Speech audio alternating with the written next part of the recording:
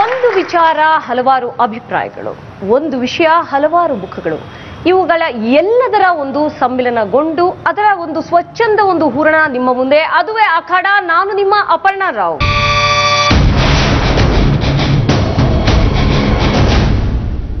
ಕಳೆದ ವಾರ ನಾವು ವಸ್ತ್ರ ಸಂಹಿತೆ ಮಹಿಳೆಯರಿಗೆ ಬೇಕಾ ಬೇಡವಾ ಅನ್ನುವಂಥ ವಿಚಾರವನ್ನ ಡಿಸ್ಕಸ್ ಮಾಡಿದ್ವಿ. ಹಲವಾರು ಚರ್ಚೆಗಳಿದ್ವು.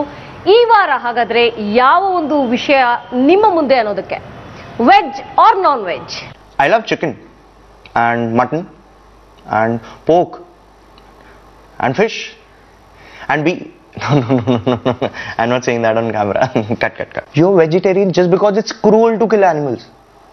Dude, plants have life too. उनकी भी कोई फीलिंग्स होती है यार. Just because वो बोल नहीं सकते, प्रोटेस्ट नहीं कर सकते, तो मतलब उनको मार दो. दुनिया में ना दो ही तरह का खाना होता है, एक नॉन वेजिटेरियन और एक घटिया खाना, खास फूस टट्टी खाना. मम्मी खाने में क्या है? Mutton.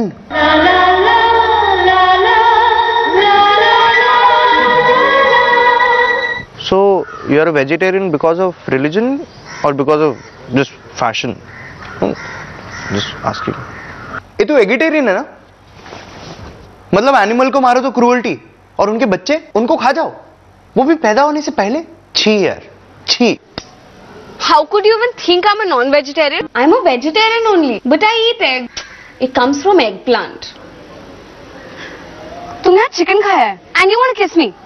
Listen, go brush and come first. Meet Munna, my boyfriend. अभी जेल से निकला है. 2-3 मर्डर भी किया, मगर दिल का बहुत अच्छा है. और सबसे बड़ी बात, he is a vegetarian. Beef ban is wrong, yeah. They should also ban mutton, chicken, crabs, prawns, and even kawwa biryani. Yeah, police. There's a guy here who's eating beef in the restaurant. Yes. Listen, jaldi आइए. The criminal is trying to escape. खूनी साले, meet खा रहा है. Jail भिजवा दूंगी तुझे. ये तो पनीर है. खाओ. You're smart, intelligent, rich and handsome. But I'm sorry, I can't date you.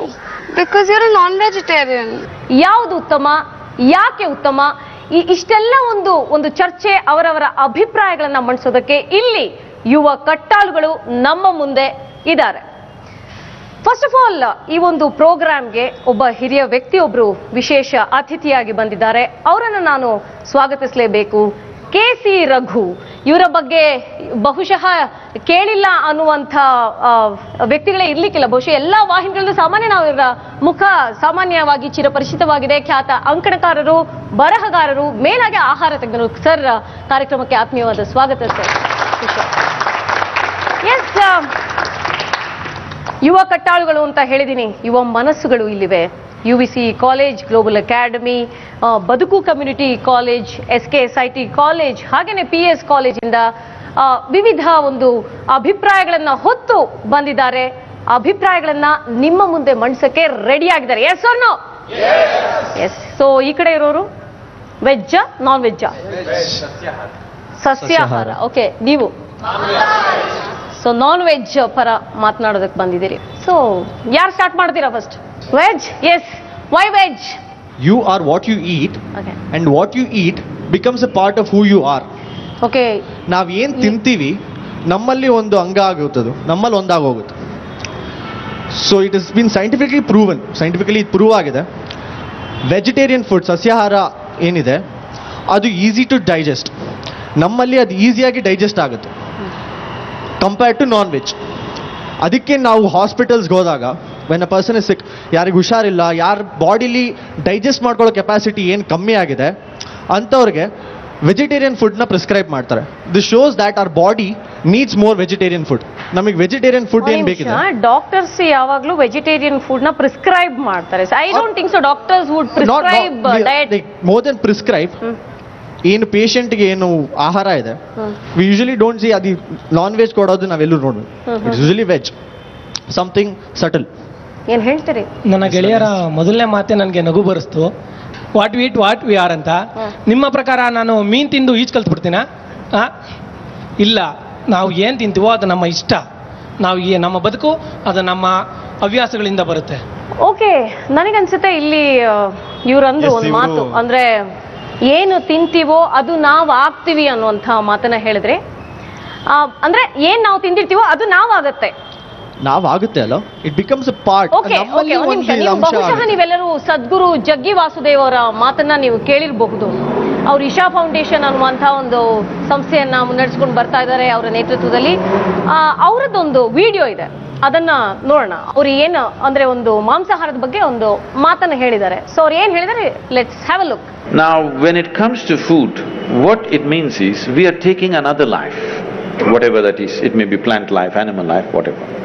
You're taking another life, ingesting it, and you have to make it your life. That's the whole thing. What is your life? What is that life? If you look at it, all life on this planet is coming from the earth. This body is also the same soil, this is also same soil. If there is a earthworm, that is also same soil. But see how it has become, how this has become, how that has become.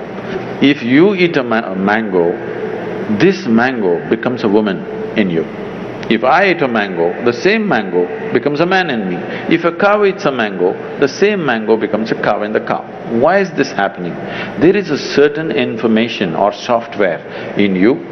Whatever you eat, it transforms it into a woman. If I eat, it transforms it into a man. If a cow eats, that becomes a cow. So every life is happening the way it is happening because of a certain dimension of information, or in modern terminology, let's call it software. There is a certain software, which is an arrangement of information. Now, the idea is to eat as simple a software as possible. If you eat that kind of life, which is a very simple software, your ability to override that software and make it entirely a part of you is very good. Okay, ಇದಿಷ್ಟು ಜಗ್ಗಿ ವಾಸುದೇವ್ ಅವ್ರ ಮಾತಾಗಿತ್ತು. ಅಂದ್ರೆ ನಾವ್ ಏನ್ ತಿಂತೀವಿ ಅದು ನಾವ್ ಆಗ್ತೀವಿ. ಅಂದ್ರೆ ಏನ್ ತಿಂದಿರ್ತೀವಿ ಅದು ನಾವಾಗಿರುತ್ತೆ. ಅಂದ್ರೆ ಒಂದು ಮ್ಯಾಂಗೋ, ಅವರ ಮ್ಯಾಂಗೋ ಒಂದು ಎಕ್ಸಾಂಪಲ್ ಕೊಟ್ರು. ನಾನು ಮ್ಯಾಂಗೋ ತಿಂದ್ರೆ ಅದು ಹೆಣ್ಣಾಗುತ್ತೆ, ಅಂದ್ರೆ ನಾನು ಹೆಣ್ಣಾದ ಕಾರಣ ಅದು ನಾನು ಆಗುತ್ತೆ ಅದು. ಸೊ ಒಬ್ಬ ಗಂಡು ತಿಂದ್ರೆ ಗಂಡಸಾಗುತ್ತೆ, ಅಥವಾ ಒಂದು ಹಸು ತಿಂದ್ರೆ ಹಸು ಆಗ್ಬಿಡುತ್ತೆ, ಅಂದ್ರೆ ಆ ಕಣಗಳಲ್ಲಿ ಸೇರುತ್ತೆ ಅನ್ನುವಂಥ ಮಾತು. ಸೊ ಅವ್ರು ಹೇಳೋದೇನಂದ್ರೆ, ಯಾಕೆ ನಾವು ನಮ್ಮ ಒಂದು ಏನೊಂದು ಸಿಸ್ಟಮ್ ಇದೆಯಲ್ಲ ಅದಕ್ಕೆ ಹೆಚ್ಚಿನ ಒಂದು ಹೈಯರ್ ಆರ್ಡರ್ ಊಟವನ್ನ ನಾವು ಯಾಕೆ ತಗೊಳ್ಬೇಕು? ಅಂದ್ರೆ ಮೀಟ್ ಅನ್ನುವಂಥ ಒಂದು ಹೈಯರ್ ಆರ್ಡರ್ ಇದನ್ನ ತಗೊಳ್ಳುವಂತ ಅವಶ್ಯಕತೆ ಏನಿದೆ? ಸಿಂಪ್ಲರ್ ಹಣ್ಣನ್ನ ಅಥವಾ ವೆಜ್ ಡಯಟ್ ಅನ್ನ ಕನ್ಸ್ಯೂಮ್ ಮಾಡೋದ್ರಿಂದ ಈಸಿಯಾಗಿ ಡೈಜೆಸ್ಟ್ ಆಗುತ್ತೆ ಅನ್ನೋದು ಅವ್ರ ಮಾತಿನ ತಾತ್ಪರ್ಯ ಆಗಿತ್ತು. ಏನ್ ಹೇಳ್ತೀರಿ? Yes, you have to say. ಸ್ವಾಮೀಜಿಯವರು ಮಾತಾಡ್ತಾ ಒಂದು ಮಾತು ಉಪಯೋಗಿಸಿದ್ರು, life anything animal or a plant ಅಂತ. ಒಂದು ವಿಷಯವನ್ನ ನಾನು ಸ್ಪಷ್ಟ ಮಾಡೋಕ್ಕೆ ಇಷ್ಟಪಡ್ತೀನಿ. ಜೀವಿ ಅಂದರೆ ಕೇವಲ ಅದು ಮನುಷ್ಯ ಅಥವಾ ಪ್ರಾಣಿ ಅಷ್ಟೇ ಅಲ್ಲ, ಸಸ್ಯಗಳು ಕೂಡ. ಸುಮಾರು 115 ವರ್ಷಗಳ ಹಿಂದೆ ಆಚಾರ್ಯ ಜೆ.ಸಿ. ಬೋಸ್ ಅನ್ನೋ ಭಾರತದ ವಿಜ್ಞಾನಿಯವರೇ ಕಂಡುಹಿಡಿದಿರೋ ವಿಷಯ, ಸಸ್ಯಗಳಿಗೂ ಕೂಡ ಜೀವ ಇದೆ. ಸೊ ನಾವು ಹೇಗಾಗ್ಬಿಟ್ಟಿದೆ ಅಂದರೆ, ಈಗ ರಕ್ತವನ್ನು ತೋರಿಸಿ ಇದು ಕ್ರೌರ್ಯ ಅಂತ ಬಿಂಬಿಸೋರು ಬೆಳೆಯ ರಾಶಿಯನ್ನು ತೋರಿಸಿ ಇದು ಹಸಿರು ಕ್ರಾಂತಿ, ಇದು ಅವಶ್ಯಕತೆ ಅಂತ ತೋರಿಸ್ತಾರೆ. ಯಾರೆಲ್ಲ ಮಾಂಸಾಹಾರಿಗಳನ್ನು ಕ್ರೂರಿಗಳು ಅಂತ ಕಾಣ್ತಾರೋ, ಒಮ್ಮೆ ಯೋಚನೆ ಮಾಡಿ, ನೀವು ಬೆಳೆದು ನಿಂತ ಒಂದು ಗಿಡವನ್ನ ಮರವನ್ನ ಕಡಿದು ತಿಂತಾ ಇರೋದೇ. ನಾವು ಮರಗಳನ್ನ ಕಡಿದು ತಿಂತಾ ಇಲ್ಲ, ಅದರಲ್ಲಿ ಬರ್ತಕ್ಕಂಥ ಪ್ರಾಡಕ್ಟ್ನ ತಿಂತಾ ಇದ್ದೀವಿ. ಅದರಿಂದ ಅದು ಪ್ರಾಣಿಗಳನ್ನ ಕೊಲ್ತಾ ಇರಲ್ಲ. ಅದರಲ್ಲಿ ಮಾಂಸಾಹಾರದಲ್ಲಿ ಆ್ಯಕ್ಚುಲಿ ಕೊಬ್ಬು ಇರುತ್ತೆ.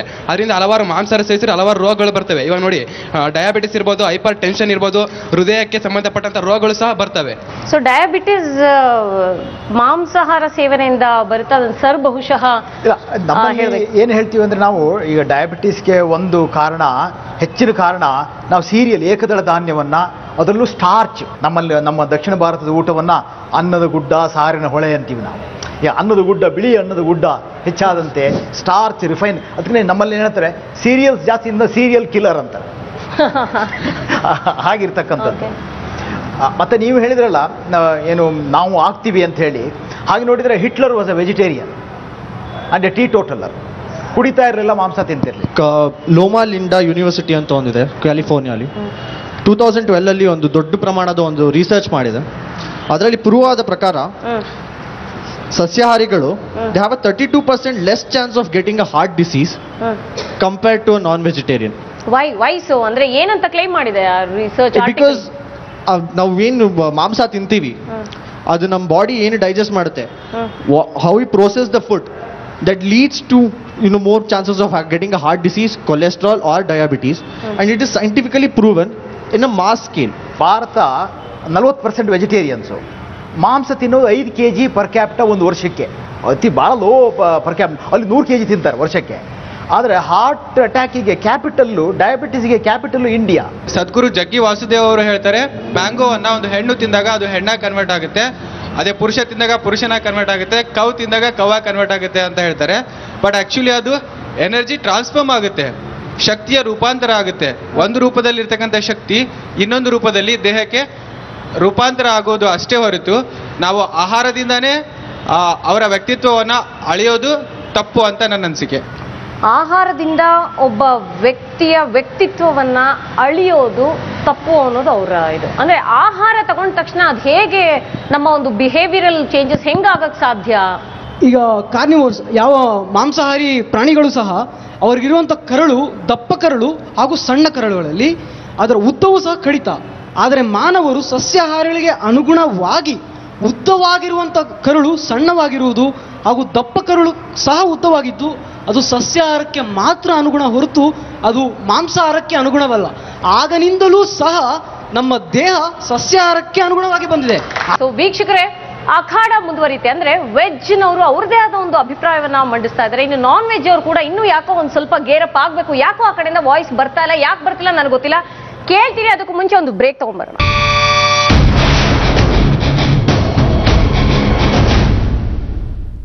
ನಿಮ್ಮ ಕನಸಿಗೆ ಹಣ ಒಂದು ಅಡ್ಡಿಯಾಗಬಹುದಾ?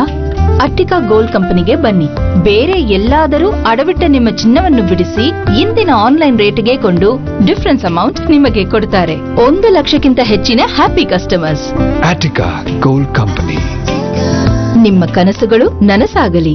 ಸಾಕಷ್ಟು ವನಸ್ಪತಿಗಳಿಂದ ತಯಾರಾದಂತಹ ಶಕುಂತಲಾ ಹರ್ಬಲ್ ಹೇರ್ ಟೋನ್ ಯಾವುದೇ ಅಡ್ಡ ಪರಿಣಾಮಗಳಿಲ್ಲ, ರಾಸಾಯನಿಕ ಪದಾರ್ಥಗಳನ್ನ ಇದರಲ್ಲಿ ಸೇರಿಸಿಲ್ಲ. ಹೌದು, ರಾಣಿ ಶಕುಂತಲಾ ಹರ್ಬಲ್ ಹೇರ್ ಟೋನ್ ಹಲವಾರು ಕೂದಲ ಸಮಸ್ಯೆಗಳಿಗೆ ನೈಸರ್ಗಿಕ ಪರಿಹಾರ. ರಾಣಿ ಶಕುಂತಲಾ ಹರ್ಬಲ್ ಹೇರ್ ಟೋನ್. ನಿಮ್ಮ ಕನಸಿಗೆ ಹಣ ಒಂದು ಅಡ್ಡಿಯಾಗಬಹುದಾ? ಅಟ್ಟಿಕಾ ಗೋಲ್ಡ್ ಕಂಪನಿಗೆ ಬನ್ನಿ. ಅಟ್ಟಿಕಾ ಗೋಲ್ಡ್ ಕಂಪನಿ ನಿಮ್ಮ ಚಿನ್ನವನ್ನು ಇಂದಿನ ಆನ್ಲೈನ್ ರೇಟ್ಗೆ ಕೊಂಡು ನಿಮಗೆ 1 ನಿಮಿಷದಲ್ಲಿ ಹಣ ಕೊಡ್ತಾರೆ. ಅಟ್ಟಿಕಾ ಗೋಲ್ಡ್ ಕಂಪನಿಗೆ ರಾಷ್ಟ್ರಾದ್ಯಂತ ಬ್ರಾಂಚಸ್ ಇವೆ. Attica gold company. ನಿಮ್ಮ ಕನಸುಗಳು ನನಸಾಗಲಿ. ಪರಿಗೈಯಲ್ಲಿ ಬೆಂಕಿ ಹುಟ್ಟಿಸಿ ಕಾಳಿ ಪೂಜೆ ಮಾಡ್ತಾರೆ.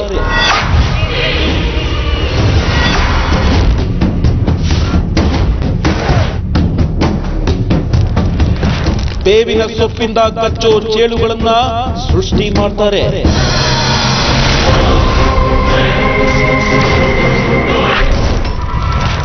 ಮೋಡಿ ವಿದ್ಯೆಗೋಸ್ಕರ ಪ್ರಾಣವನ್ನೇ ಬಲಿ ಕೊಟ್ಟೋರು ಇವರು.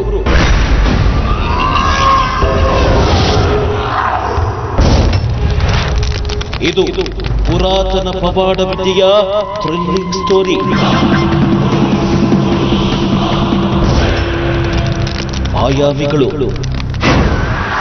ಮಂತ್ರಭೂಮಿ ವೀಕ್ಷಿಸಿ ಇಂದು ರಾತ್ರಿ 10:30ಕ್ಕೆ. ಹೋಮಿಯೋಪತಿ ಅಂದ್ರೆ ರುದ್ರೇಶ್ ಅಂದ್ರೆ ಹೋಮಿಯೋಪತಿ ಅನ್ನುವಷ್ಟರ ಮಟ್ಟಿಗೆ ನಿಮಗೆ ಆಧುನಿಕ ಅಶ್ವಿನಿ ವೈದ್ಯ ಅನ್ನುವಂತಹ ಮಾತುಗಳು ಕೂಡ ಇದೆ. ಆರೋಗ್ಯ ಭಾಗ್ಯ ಇಲ್ಲದೆ ಹೋದ್ರೆ ನಿಮ್ಮೆಲ್ಲ ಮಿಕ್ಕ ಭಾಗ್ಯಗಳು ಅರ್ಥವಿಹೀನ ಅನ್ನೋದು ಆ ಆರೋಗ್ಯ ಕಳ್ಕೊಂಡ್ರೆ ಗೊತ್ತಾಗುತ್ತೆ. ನಮ್ಮಲ್ಲಿ ಈಗ ಈ ವೈದ್ಯಕೀಯ ಕ್ಷೇತ್ರ ಅನ್ನುವಂಥದ್ದು ಒಂದು ರೀತಿ ಮಾಫಿಯಾ ಆಗ್ಬಿಟ್ಟಿದೆ, ಡ್ರಗ್ ಮಾಫಿಯಾ. ದೊಡ್ಡ ಡಾಕ್ಟರ್ಗಳಿಗೆ, ದೊಡ್ಡ ಆಸ್ಪತ್ರೆಗಳಿಗೆ, ದೊಡ್ಡ ಔಷಧಿ ಕಂಪನಿಗಳಿಗೂ ನಿಮ್ಮ ಆರೋಗ್ಯಕ್ಕೂ ಸಂಬಂಧ ಇಲ್ಲ.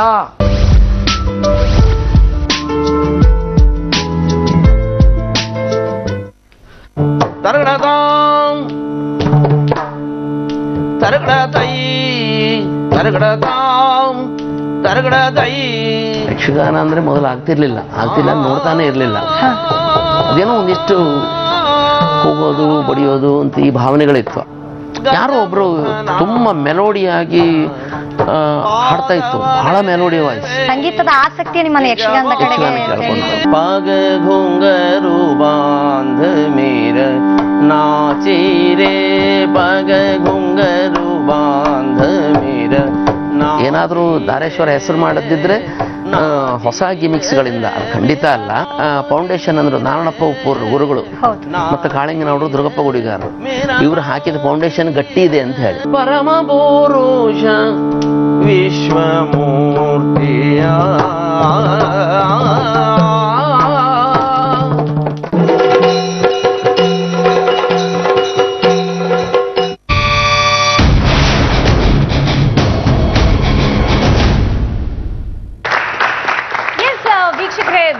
ಅನಂತರ ಅಖಾಡಕ್ಕೆ ಮತ್ತೆ ಸ್ವಾಗತ. ನಾವು ಮಾತನಾಡ್ತಾ ಇದ್ವಿ ವೆಜ್ ನಾನ್ ವೆಜ್ ಅಂತ. ವೆಜ್ ಪರ ಮಾತನಾಡೋದಕ್ಕೆ ಇಲ್ಲಿ ಇದಾರೆ ಕೆಲವರು, ಹಾಗೇನೆ ನಾನ್ ವೆಜ್ ಪರವಾಗಿ ಮಾತನಾಡೋದಕ್ಕೆ ಸುಮಾರು ಜನ ಬಂದಿದ್ದಾರೆ, ಆದ್ರೂ ಕೂಡ ವಾಯ್ಸ್ ಬರ್ತಾ ಇಲ್ಲ. ಇನ್ನು ಬರುತ್ತಾ ಕಿರಣ? ಎಸ್, ನೀವು ಮಾತನಾಡ್ತಾ ಇದ್ರಿ. ಓಕೆ, ನೀವು ಹೇಳ್ತಿದ್ರಿ ಆಗ್ಲೇ ಸಸ್ಯಾಹಾರಿಗಳಿಗೆ ಮಾತ್ರ ದೊಡ್ಡ ಕರಳು ಸಣ್ಣ ಕರಳನ್ನ ಎಕ್ಸಾಂಪಲ್ ಕೊಟ್ಟು ಹೇಳ್ತಾ ಇದ್ರಿ. ನೀವು ನಮ್ಮ ಪೂರ್ವಜರಿಂದನೂ ಇದೆಲ್ಲ ನಡ್ಕೊಂಡು ಬಂದಿದೆ ಅಂತಾನು ಎಕ್ಸಾಂಪಲ್ ಕೊಟ್ರಿ. ಬಟ್ ನೀವು ಸಸ್ಯಾಹಾರ ಎಂಬ ವಾದವನ್ನ ಮಂಡಿಸಕ್ಕೆ ಈ ತರದ ಒಂದು ಲೆಕ್ಕಾಚಾರವಿಲ್ಲದ ಹೇಳಿಕೆ ಕೊಡ್ತಿದಾರಲ್ಲ, ಅದು ನನಗೆ ಬೇಜಾರಾಗ್ತಿದೆ. ಯಾಕಂತಂದ್ರೆ ಸಸ್ಯಾಹಾರದ ಬಗ್ಗೆ ಅವ್ರು ಮಾತಾಡ್ತಿದ್ದಾರೆ. ಇವಾಗ ಎಷ್ಟೋ ಮಿಲಿಯಾಂತರ ವರ್ಷಗಳ ಹಿಂದೆ ಇನ್ನು ಕೃಷಿಯ ಅನ್ವೇಷಣೆ ಆಗೋದಕ್ಕಿಂತ ಮುಂಚೆ ಮಾನವ ಮಾಂಸಾಹಾರಿಯಾಗಿದ್ದ, ಪಕ್ಕಾ ಮಾಂಸಾಹಾರಿಯಾಗಿದ್ದ ಮಾನವ. ಅವನಿಗೆ ಕೃಷಿಯ ಅನ್ವೇಷಣೆ ಆದ್ಮೇಲೆ ಸಸ್ಯಾಹಾರದ ಒಂದು ಪರಿಕಲ್ಪನೆ ಮೂಡಕ್ಕೆ ಸ್ಟಾರ್ಟ್ ಆಗುತ್ತೆ.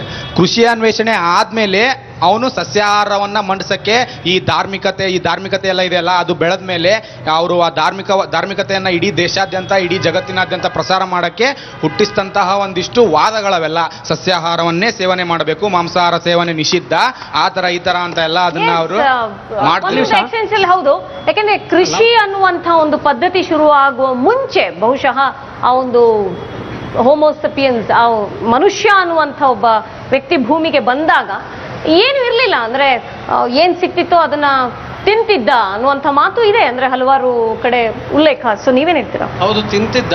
ಮುಂಚೆ ಎಲ್ಲ ಮನುಷ್ಯ ಮಾಂಸಾಹಾರಿಯಾಗಿ ಇದ್ದ ನಿಜ, ಆದ್ರೆ ಅದು ಸುಮಾರು ವರ್ಷಗಳು, ಮಿಲಿಯಾಂತರ ವರ್ಷಗಳಾದ್ಮೇಲೆ ಎವಲ್ಯೂಷನ್ ಅನ್ನುವಂಥ ಕ್ರಿಯೆ ನಡೀತಾ ಬರುತ್ತೆ. ಪ್ರತಿ ಜೀವಿನೂ ಅದಕ್ಕೆ ತಕ್ಕಂಗೆ, ಅದರ ಸರೌಂಡಿಂಗ್ಸ್ಗೆ ತಕ್ಕಂಗೆ ಅದರಲ್ಲಿ ಚೇಂಜಸ್ ಆಗ್ತಾ ಬರುತ್ತೆ. ಆ ಚೇಂಜಸ್ ಆಗ್ತಾ ಬಂದಾಗ ಮನುಷ್ಯ ಮಾಂಸಾಹಾರಿ ಆಗಿದ್ದಂಥವನು ಸಸ್ಯಾಹಾರಿ ಆಗ್ತಾನೆ. ಈಗ ನಿಧಾನವಾಗಿ ಎವಲ್ಯೂಷನ್ ಆಗಿದೆಯಲ್ಲ ನಮ್ಮ ಬಾಡಿಯಲ್ಲಿ, ಈಗ ನಮ್ಮ ಬಾಡಿ ಸೆಟ್ ಆಗುವಂಥದ್ದು ಸಸ್ಯಾಹಾರಕ್ಕೆ. ಈಗ ಇನ್ನೊಂದು ಉದಾಹರಣೆ ಕೊಡ್ತೀನಿ. ಈಗ ಯಾವುದೇ ಮಾಂಸಾಹಾರ ತಿನ್ನುವಂಥ ಪ್ರಾಣಿಯನ್ನು ನೋಡಿ, ಅದು ಮಾಂಸಾಹಾರವನ್ನು ಮತ್ತು ನೀರನ್ನು ಕುಡಿಯುತ್ತೆ, ಇಷ್ಟನ್ನು ತಿಂದು ಜೀವಿಸಬಲ್ಲದು. ಆದರೆ ಮನುಷ್ಯ ಅದೇ ರೀತಿ ಹಸಿ ಮಾಂಸವನ್ನು ತಿಂದು ಜೀವಿಸಬಲ್ಲನೆ? ಖಂಡಿತ ಇಲ್ಲ. ಮತ್ತೆ ಇನ್ನೊಂದು ಉದಾಹರಣೆ, ಯಾವುದೇ ಮಾಂಸಾಹಾರ ತಿನ್ನುವಂಥ ಪ್ರಾಣಿ ಬಗ್ಗಿ ನೀರು ಕುಡಿಯುತ್ತೆ ನಾಲಿಗೆಯಿಂದ, ಆದರೆ ಮನುಷ್ಯ ಆ ರೀತಿ ಬಗ್ಗಿ ನಾಲಿಗೆಯಿಂದ ನೀರು ಕುಡಿಯೋದಿಲ್ಲ. ಇದು ಇನ್ನೊಂದು. ಮತ್ತೆ ಇನ್ನೊಂದು ಉದಾಹರಣೆ ಏನು ಅಂದ್ರೆ, ಯಾವುದೇ ಮಾಂಸಾಹಾರಿ ತಿನ್ನುವಂಥ ಪ್ರಾಣಿಗಳಿಗೆ ಬೆವರು ಬರೋದಿಲ್ಲ, ಮನುಷ್ಯನಿಗೆ ಬೆವರು ಬರುತ್ತೆ. ಬೆವರು ಏನ್ ಮಾಡುತ್ತೆ? ಬಾಡಿನ ಕೂಲ್ ಮಾಡುತ್ತೆ. ಆದರೆ ಶಾಕಾಹಾರ ಅಥವಾ ಮಾಂಸಾಹಾರ ಏನು ತಿನ್ನುತ್ತಲ್ಲ ಪ್ರಾಣಿಗಳು, ಅವಕ್ಕೆ ತುಂಬಾ ಹೀಟ್ ಬೇಕಿರುತ್ತೆ ಜೀರ್ಣ ಆಗೋದಕ್ಕೆ. ಆ ಜೀರ್ಣ ಕ್ರಿಯೆಗೋಸ್ಕರ ಅದು ಬೆವರನ್ನ ತಡೆದಿರುತ್ತೆ.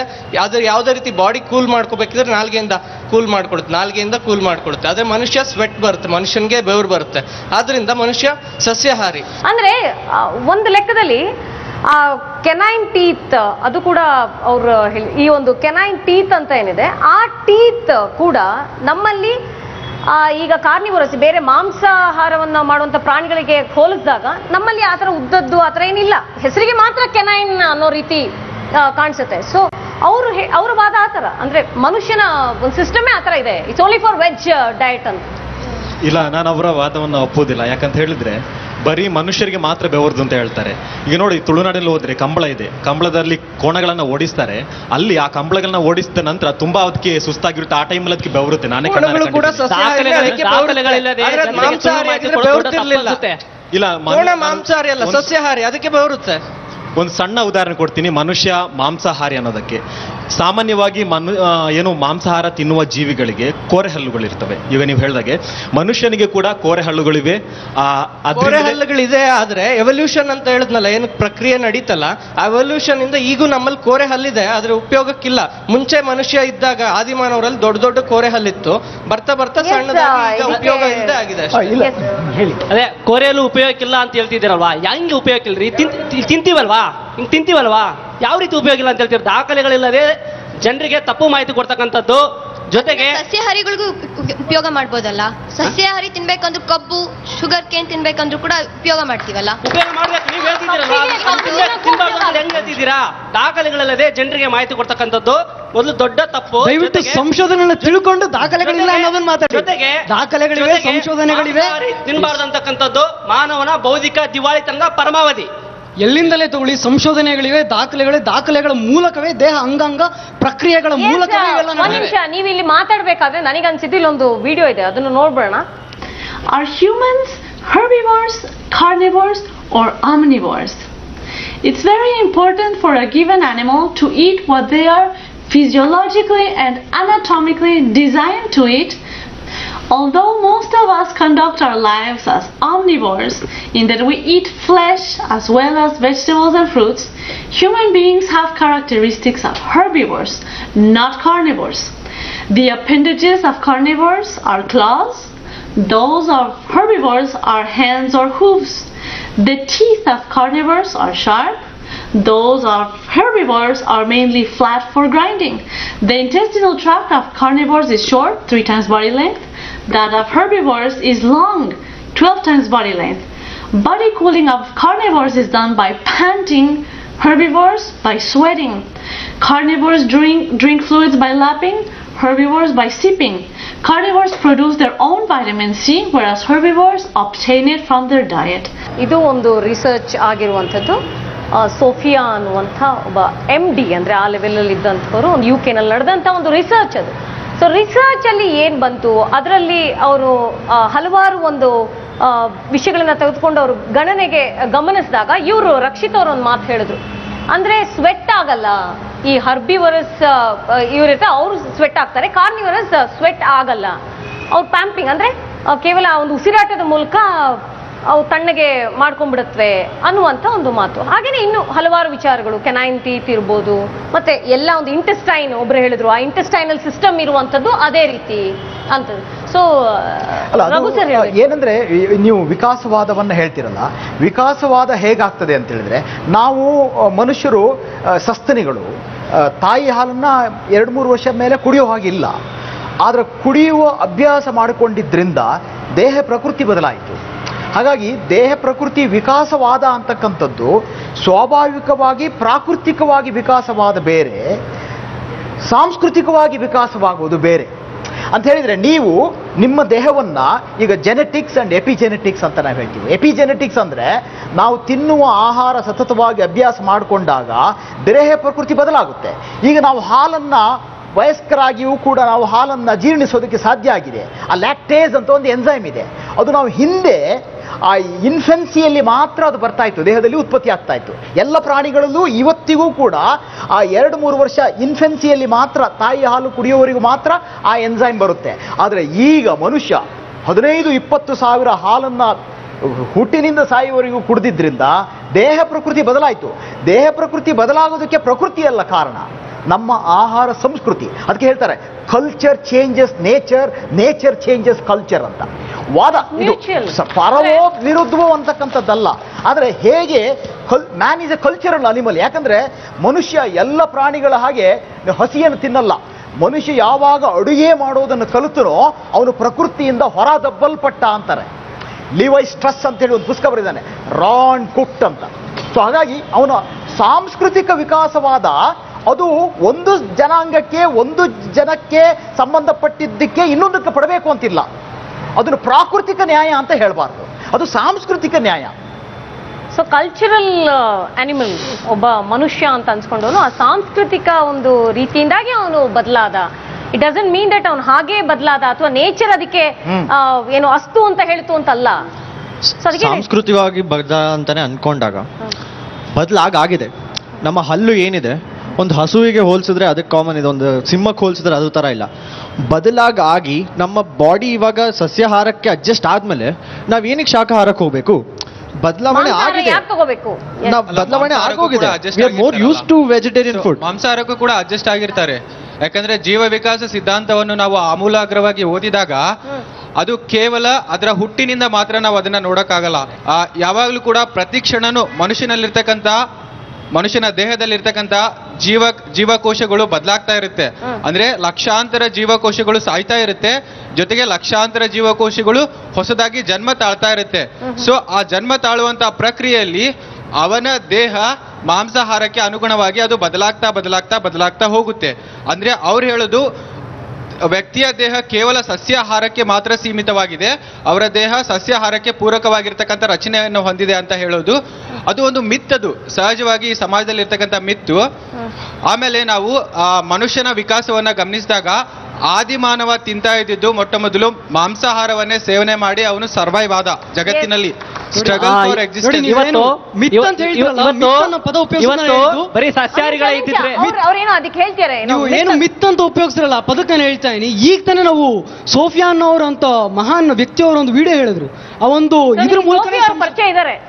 ಈಗ ನಮಗೆ ಪರಿಚಯ ಆದ್ರಲ್ಲ, ಈಗ ಅವ್ರ ಪರಿಚಯ ಮೂಲಕನೇ ಗೊತ್ತಾಯ್ತು ನಮ್ಗೆ ನೀವೊಂದು ಮಿಥ್ ಹೇಳಿದ್ದು ಅದು ತುಂಬಾ ಒಂದು ಅದು ತಪ್ಪು. ಏನಕ್ಕಂದ್ರೆ ಅವರೇ ಸಂಶೋಧನೆ ಮಾಡಿ ಒಂದು ಸಂಶೋಧನೆ ಮೂಲಕ ನಿರೂಪಿಸಾಗಿದೆ. ಸೋಫಿಯಾ ಅವರು ಒಬ್ಬರೇ ವಾದವನ್ನ ಇಟ್ಕೊಂಡು ನಾವು ಇದನ್ನ ಡಿಸ್ಕಷನ್ ಏನಾಗುತ್ತೆ, ಈ ಜಗತ್ತಿನಲ್ಲಿ ವಾದಗಳು ಪ್ರತಿವಾದಗಳಿಂದ ಮತ್ತೆ ಬದಲಾಗ್ತಾ ಹೋಗ್ತಾ ಇರುತ್ತೆ. ಅದನ್ನೇ ವಿಕಾಸ ಹೊಂತ ಹೋಗ್ತಾ ಇರುತ್ತೆ. ಯಾವುದು ಕೂಡ ಅಲ್ಟಿಮೇಟ್ ಅಲ್ವಾ. ಈಗ ಸೋಫಿಯಾ ಅವರು ಹೇಳಿದ್ದೆ ಅಲ್ಟಿಮೇಟ್ ಅಂತ ನಾವು ಒಪ್ಕೊಳ್ಳಕ್ಕೆ ಆಗೋದಿಲ್ಲ. ನಮ್ಗೆ ಅದಕ್ಕೆ ಪೂರಕವಾಗಿರ್ತಕ್ಕಂಥ ಎಲ್ಲ ನಾವು ಕಾರ್ನಿವೋರಸು ಅಲ್ಲ, ಹರ್ಬಿವೋರಸು ಅಲ್ಲ, ವಿ ಆರ್ ಆಮ್ನಿವರ್ಸ್. ನಾವು ಇದನ್ನು ತಿಂತೀವಿ, ಅದನ್ನು ತಿಂತೀವಿ.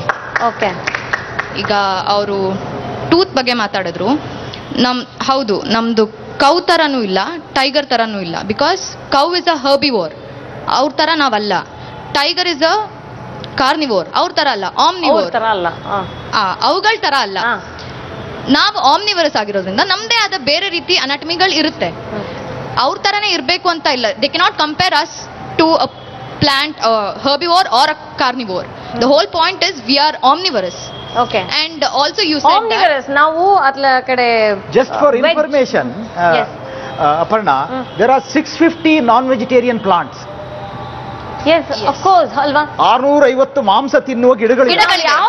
ನಾವು ಸಸ್ಯಾಹಾರಿ ಅನ್ಕೊಂಡು ನಾವು ಸಸ್ಯವನ್ನ ತಿಂತೀವೋ, ಎಷ್ಟೋ ಸಸ್ಯಗಳು ಕೂಡ ಮಾಂಸಾಹಾರಿಗಳಾಗಿವೆ. ಹೌದು. ಅಂತ ಕೂಡ ನಾವು ಪ್ರಕೃತಿಯ ವೈವಿಧ್ಯತೆಯಲ್ಲಿ ನಾವು ನೋಡ್ಬೋದು. ಹಾಗಿರುವಾಗ ಮನುಷ್ಯ ಈಗ ಮಾಂಸಾಹಾರಿ ಆಗಿದ್ರೆ ಅದನ್ನ ಯಾಕೆ ನಾವು ಡಿನೈ ಮಾಡ್ತೀವಿ ಅಂತ. ಮನುಷ್ಯ ಮಾಂಸಾಹಾರಿ ಆಗಿದ್ರೆ ಈಗ 20-30 ದಿನ ಕಂಟಿನ್ಯೂಸ್ ಬರೀ ಮಾಂಸ ಮತ್ತೆ ನೀರನ್ನಷ್ಟೇ ಕೊಡಿ, ಅವ್ನಿಗೆ ಏನೇನು ರೋಗ ಬರುತ್ತೆ, ಏನೇನು ಅವನಿಗೆ ಬಾಡಿಯಲ್ಲಿ ಚೇಂಜಸ್ ಆಗುತ್ತೆ, ಅವ್ನು ತುಂಬಾ ರೋಗ ಬಂದು ಏನಾದ್ರು ಬಾಡಿಯಲ್ಲಿ ತುಂಬಾ ಚೇಂಜಸ್ ಆಗಿ ಅವನಲ್ಲಿರೋ ಕಳೆ ಮತ್ತೆ ಅವನಲ್ಲಿರೋ ಎನರ್ಜಿಯನ್ನೇ ಕಳ್ಕೊಳ್ಳುವಂಥದ್ದು. ಮನುಷ್ಯನಿಗೆ B12 ಅನ್ನೋ ವಿಟಮಿನ್ ತುಂಬಾ ಅವಶ್ಯಕವಾಗಿದೆ. B12 ಸಸ್ಯಾಹಾರದಿಂದನೂ ಸಿಗುತ್ತೆ. B12 not directly available in plants. ಇಲ್ಲ, ಹಾಲು ಕುಡಿದೇ ಇದ್ರೆ ಸಿಗಲ್ಲ. ಇವತ್ತು ಮಾಂಸ ಉತ್ಪಾದನಾ ವ್ಯವಸ್ಥೆ, ಈಗ ಬೀಫ್ ಏನು ಹೇಳ್ತೀವಿ, 8 kg ಧಾನ್ಯ ಹಾಕಿ 1 kg ಮಾಂಸ ಬರೋದು, 6 kg ಧಾನ್ಯ ಹಾಕಿ 1 kg ಪೋರ್ಕ್ ಬರೋದು, 2 kg ಮಾಂಸ ಧಾನ್ಯ ಹಾಕಿ 1 kg ಚಿಕನ್ ಬರುವಂಥದ್ದು. ಹಾಗಾಗಿ ಮಾಂಸ ತಯಾರಿಕೆಗೆ ಇವತ್ತು 2,500 ಮಿಲಿಯನ್ ಟನ್ ಆಹಾರ ಉತ್ಪಾದನೆಯಲ್ಲಿ ಅರ್ಧಕ್ಕಿಂತ ಹೆಚ್ಚು ಪ್ರಾಣಿಯ ಮಾಂಸಕ್ಕಾಗಿ ಹಾಕ್ತಿದ್ದೀವಿ. ಹಾಗಾಗಿ ಆಹಾರ ಇನ್ನೂ ಹೆಚ್ಚು ಆಹಾರ ನಮಗೆ ಸಸ್ಯಾಹಾರದಿಂದ ಸಿಗುತ್ತೆ. ಮಾಂಸಾಹಾರದಿಂದ ಇವತ್ತು ನಮ್ಮ ಧಾನ್ಯಗಳೆಲ್ಲ ಮಾಂಸದ ಬೆಳವಣಿಗೆ ಹೋಗ್ತಾ ಇದೆ ಒಂದು. ಆದರೆ ಇದು ಉತ್ಪಾದನೆಯಲ್ಲಿರುವ ದೋಷ. ಹಿಂದೆ ಕೋಳಿ ಸಾಕ್ತಾ ಇದ್ರು, ಹೇಗೆ ಹಾಕ್ತಾ ಇದ್ರು ಅಂತ ಹೇಳಿದ್ರೆ, ಕಿಚನ್ ಇಂದ ವೇಸ್ಟ್ ನ ಚಿಕನ್ನಿಗೆ ಹಾಕೋದು, ಚಿಕನ್ ಮತ್ತೆ ಕಿಚನ್ನಿಗೆ ಬರೋದು ಅಂತಿದ್ರು. ಏನು ವ್ಯತ್ಯಾಸ ಆಗ್ತಿರ್ಲಿಲ್ಲ. ಎಸ್ ಸರ್ ಏನ್ ಹೇಳಿದ್ರು ಅಂದ್ರೆ, ಈಗ ಹೇಗೆ ನೀವು ಹೇಳಿದ್ರೆ ಬರೀ ಈಗ ನಾವು ಮಾಂಸಾಹಾರವನ್ನ ತಿಂತಾ ಇದ್ರೆ, ಅಂದ್ರೆ ನಾವು ಮಾಂಸಾಹಾರನ ತಿಂದೇ ಇದ್ರೆ ಬಹುಶಃ ಸಸ್ಯಗಳು ಉಳಿಯೋದಿಲ್ಲ ಅಂತ. ಎಸ್, ಆದ್ರೆ ಸರ್ ಏನ್ ಹೇಳಿದ್ರು ಅಂದ್ರೆ, ಎಷ್ಟೋ ಕೆಜಿಯ ಮಾಂಸ ನಮಗೆ ಬರ್ಬೇಕು ಅಂದ್ರೆ ಅಷ್ಟು ಫೀಡ್ ನಾವು ಇಲ್ಲಿಂದ ಸಸ್ಯ ಅಲ್ಲಿ ಹೋಗಿರುತ್ತೆ. ಎಸ್, ನಿಮ್ಮ ಮಾತು ಖಂಡಿತ ಕೇಳೋಣ, ಇನ್ನು ಮುಂದುವರಿಯುತ್ತೆ. ಅದಕ್ಕೂ ಮುಂಚೆ ವೀಕ್ಷಕರೇ, ಅಖಾಡದಲ್ಲಿ ಒಂದು ಪುಟ್ಟ ವಿರಾಮ.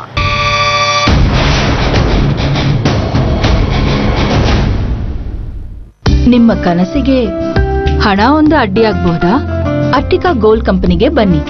ಅಟ್ಟಿಕಾ ಗೋಲ್ಡ್ ಕಂಪನಿ ನಿಮ್ಮ ಚಿನ್ನವನ್ನು ಇಂದಿನ ಆನ್ಲೈನ್ ರೇಟ್ಗೆ ಕೊಂಡು ನಿಮಗೆ ಒಂದೇ ನಿಮಿಷದಲ್ಲಿ ಹಣ ಕೊಡ್ತಾರೆ. ಅಟ್ಟಿಕಾ ಗೋಲ್ಡ್ ಕಂಪನಿ ISO 9001 ಪ್ರಮಾಣ ಪತ್ರ ಹೊಂದಿರುವ 100% ನಂಬಿಕೆಯಾದ ಸಂಸ್ಥೆ. Attica gold company. ಸೋನು, ಏನ್ರಿ ಕರೆದ್ರಲ್ಲ? ರೂಮಲ್ಲಿ ಒಂದು ಪ್ಯಾಂಟ್ ಶರ್ಟ್ ಬೇಗ ವಾಷಿಂಗ್ ಮಿಷಿನ್ ಹಾಕು. ಅಪ್ಪ, ನಿಮಗ್ ಗೊತ್ತಿಲ್ವಾ, ಯಾವಾಗ್ಲೂ ವಾಷಿಂಗ್ ಮಿಷಿನ್ ತುಂಬಾ ಬಟ್ಟೆ ಹಾಕ್ಬೇಕು. ಮಿಷಿನ್ ರಿನ್ಸ್ ಆಗಿರೋ ನೀರನ್ನ ಶೌಚಾಲಯಕ್ಕೆ, ಅಂಗಳಕ್ಕೆ ಪುನರ್ಬಳಕೆ ಮಾಡ್ಕೊಳ್ಬಹುದಲ್ವಾ? ನೀರು ಉಳಿಸಿ, ಬೆಂಗಳೂರು ಉಳಿಸಿ. ಶತಮಾನಗಳಿಂದ ಆಭರಣಗಳ ತಯಾರಿಕೆಯಲ್ಲಿ ನಿಮ್ಮ ಮನಸೂರೆಗೊಂಡಿರುವ ದವನಂ ಜ್ಯುವೆಲರ್ಸ್ ಪರವಾಗಿ ಧನ್ಯವಾದಗಳನ್ನು ಹೇಳ್ತಾ ಇದ್ದೀನಿ. ಆಭರಣಗಳ ತಯಾರಿಕೆಯಲ್ಲಿ ಬೆಳೆಯುತ್ತಿರುವ ಬೇಡಿಕೆಗಳನ್ನು ಗಮನದಲ್ಲಿಟ್ಟುಕೊಂಡು ನಿಮ್ಮ ಅಭಿರುಚಿಗೆ ತಕ್ಕಂತೆ ನುರಿತ ಕುಶಲಕರ್ಮಿಗಳಿಂದ ಆಭರಣಗಳನ್ನು ತಯಾರಿಸಿ ಕೇವಲ 2-8% ವೇಸ್ಟೇಜ್ನೊಂದಿಗೆ ಮಿಕ್ಕ ಯಾವ ಚಾರ್ಜಸ್ಸು ಇಲ್ಲದೆ ಕಡಿಮೆ ದರದಲ್ಲಿ ನಿಮಗೆ ನೀಡುತ್ತಿದ್ದಾರೆ ದವನಂ ಜ್ಯುವೆಲರ್ಸ್. ಶಾಖೆಗಳು ಕಮರ್ಷಿಯಲ್ ಸ್ಟ್ರೀಟ್ ಜಂಕ್ಷನ್, ಅವೆನ್ಯೂ ರಸ್ತೆ, ಮಲ್ಲೇಶ್ವರ. ಪರಿಗೈಯಲ್ಲಿ ಬೆಂಕಿ ಹುಟ್ಟಿಸಿ ಕಾಳಿ ಪೂಜೆ ಮಾಡ್ತಾರೆ.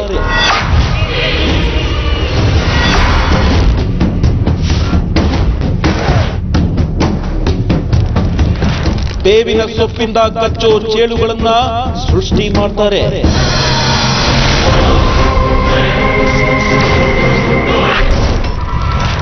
ಮೋಡಿ ವಿದ್ಯೆಗೋಸ್ಕರ ಪ್ರಾಣವನ್ನೇ ಬಲಿ ಕೊಟ್ಟೋರು ಇವರು.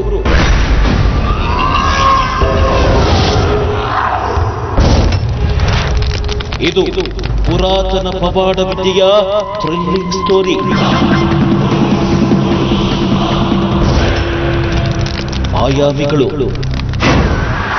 ಮಂತ್ರಭೂಮಿ ವೀಕ್ಷಿಸಿ ಇಂದು ರಾತ್ರಿ 10:30ಕ್ಕೆ.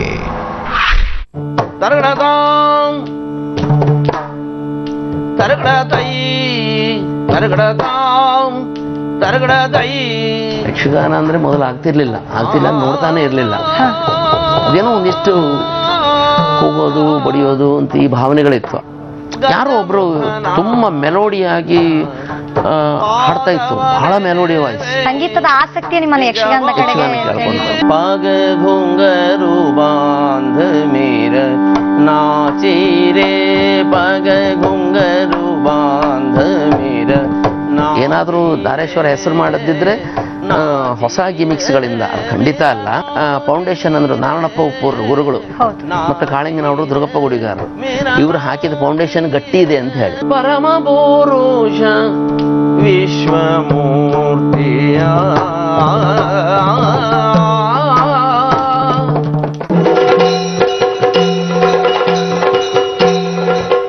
ವಾಹನ ಚಾಲನೆಯಲ್ಲಿ ತನ್ನದೇ ಆದಂತಹ ಒಂದು ಅಸ್ತಿತ್ವವನ್ನ ಕಂಡುಕೊಂಡವರು.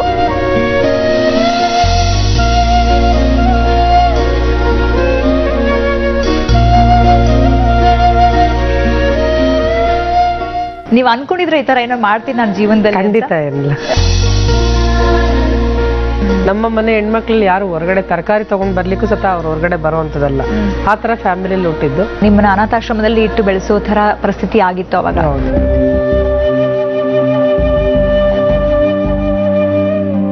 ನಮ್ ತಂದೆ ಡ್ರಿಂಕ್ಸ್ ಮಾಡ್ತಿರೋದ್ರಿಂದ ಸ್ವಲ್ಪ ನಮ್ಗೆಲ್ಲೋ ಬಾಲ್ಯದಲ್ಲಿ ಸ್ವಲ್ಪ ಅಮ್ಮನಿಗೆ ಕಷ್ಟ ಆಯ್ತು. ಅಮೆರಿಕದ ಜರ್ನಿ ಹೇಗಿತ್ತು? ಅಲ್ಲೂ ಸ್ಮಾರ್ಟ್ ಲೇಡಿ ಅಂತ ಹೆಸರು ತಗೊಂಡು. ಮನದ ಮಾತು ನಾಳೆ ಮಧ್ಯಾಹ್ನ 1:30ಕ್ಕೆ.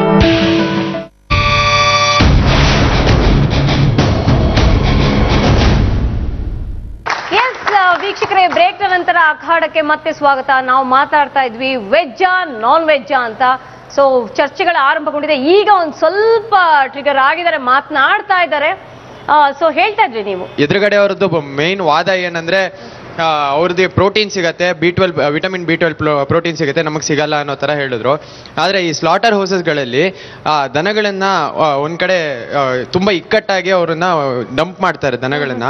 ಅವಾಗ ಅವಲ್ಲಿ ಸ್ಟ್ರೆಸ್ ಹಾರ್ಮೋನ್ಗಳು ರಿಲೀಸ್ ಆಗುತ್ತೆ, ಅಡ್ರಿನಲಿನ್ ರಿಲೀಸ್ ಆಗುತ್ತೆ.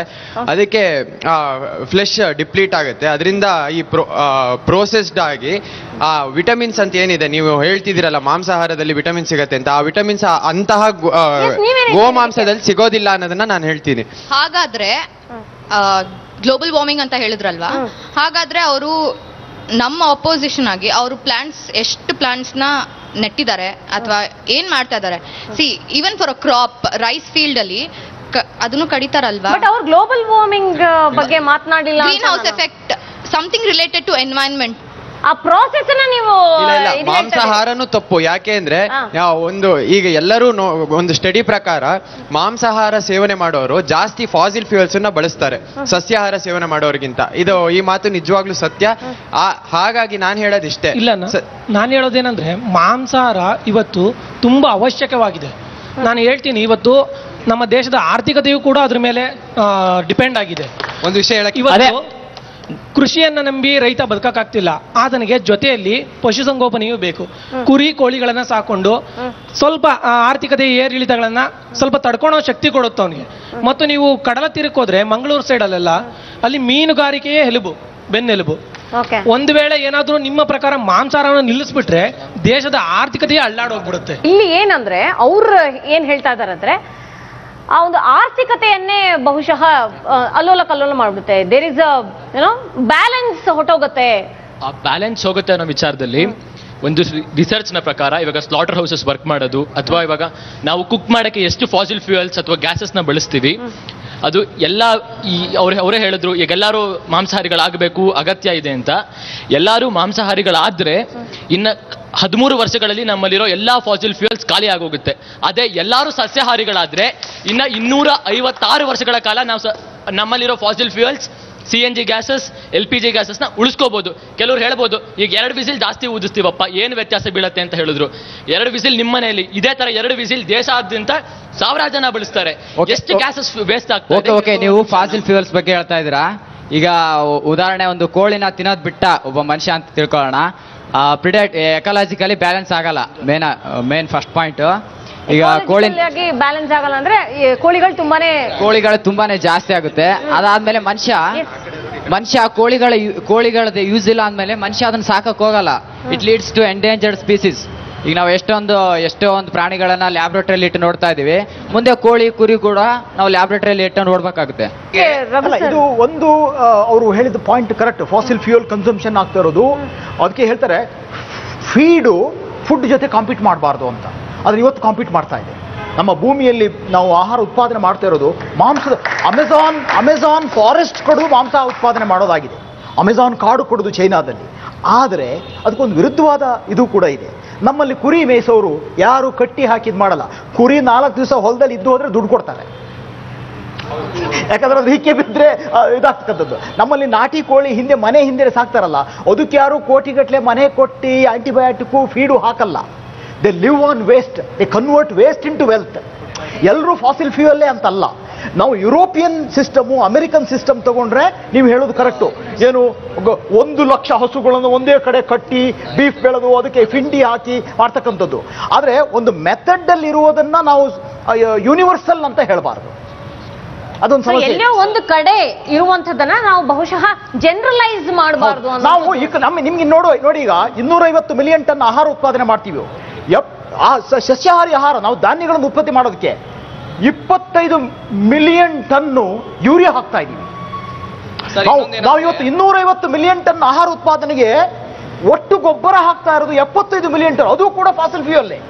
The amount of feed given to the animals is equal to feeding 50% of world's population ಅಂತ ಹೇಳಿದ್ದಾರೆ ಅಲ್ವಾ? ಯಾಕೆ ಸ್ನೇಹಿತರೆ ನಾನ್ ವೆಜ್ ನ ಲೈಕ್ ಪ್ರಾಣಿ ಹಿಂಸೆ ಮಾಡ್ತಾ ಇದ್ದಾರೆ?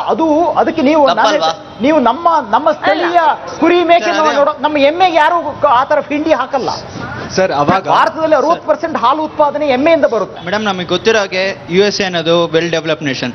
ನಾವು ಅಲ್ಲಿಂದ ಏನೇನೋ ಕಲ್ತ್ಕೊಂತೀವಿ. ಜಾಸ್ತಿ ಮಾಂಸಾಹಾರ ಸೇವನೆ, ಅದನ್ನ ಯಾಕೆ ನಾವು ಬೇಡ ಅಂತ ಹೇಳ್ಬೇಕು? USA ನೋಡ್ಬಿಟ್ಟು ನಾವು ಕಲಿಬೇಕು ಅಂತ ಹೇಳ್ತಿರಲ್ಲ, ಅಲ್ಲಿ ಕ್ರೈಮ್ ರೇಟು ಜಾಸ್ತಿ ಇದೆ ಬೇರೆ ದೇಶ ಕಂಪೇರ್ ಮಾಡಿದ್ರೆ. ಯಾಕೆಂದ್ರೆ ತಾಮಸ ಗುಣಗಳು ಈ ಚರಕ ಸಂಹಿತೆ ಎಲ್ಲ ಬರುತ್ತೆ.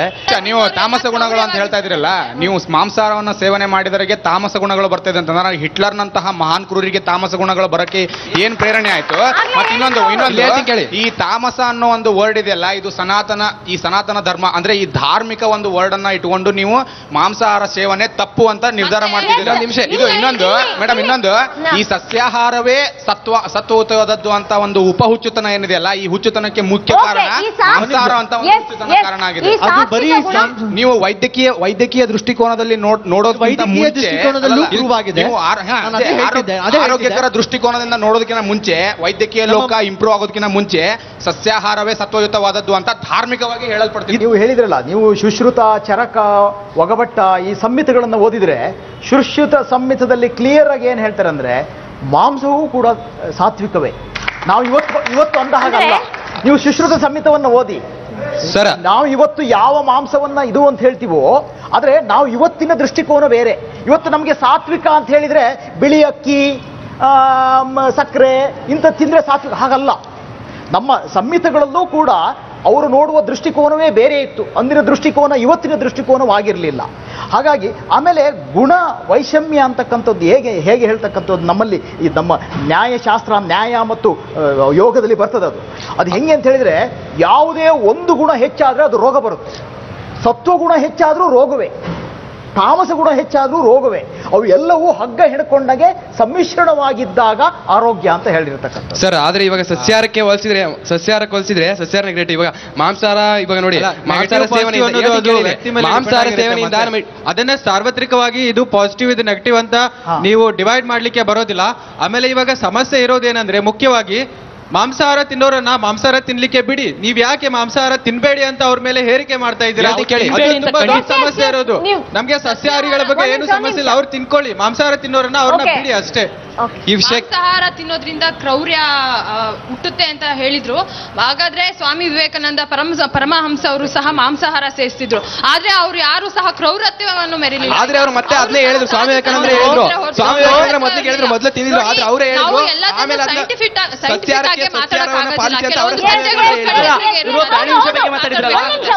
ನಿಮ್ಮ ವಾದ ಮಂಡನೆ ನಿಮ್ಮ ಅಭಿಪ್ರಾಯಕ್ಕೆ ಇಲ್ಲಿ ನಿಜವಾಗ್ಲೂ ಸೂಕ್ತವಾದ ವೇದಿಕೆ ಖಂಡಿತವಾಗ್ಲೂ ಇದೆ ಅವಕಾಶ. ಆದ್ರೆ ಒಂದು ಬ್ರೇಕ್ ತಗೊಂಡ್ ಬಂದ್ಬಿಡೋಣ. ಎಸ್ ವೀಕ್ಷಕರೇ, ಅಖಾಡ ಮುಂದುವರಿಯುತ್ತೆ ಒಂದು ಬ್ರೇಕ್ ನಂತರ.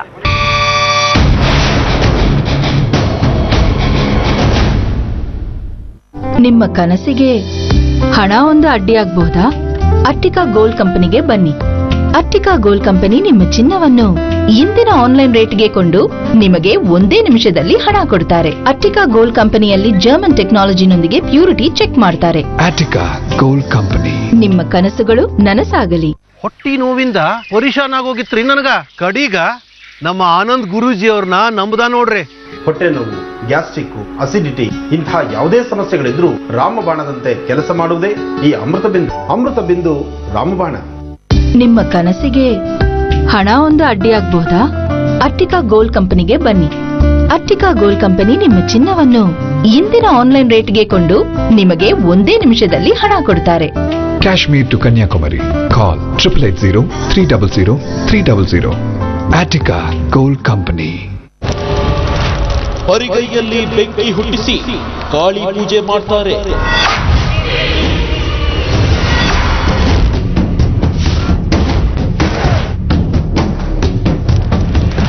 ಬೇವಿನ ಸೊಪ್ಪಿಂದ ಕಚ್ಚೋ ಚೇಳುಗಳನ್ನ ಸೃಷ್ಟಿ ಮಾಡ್ತಾರೆ.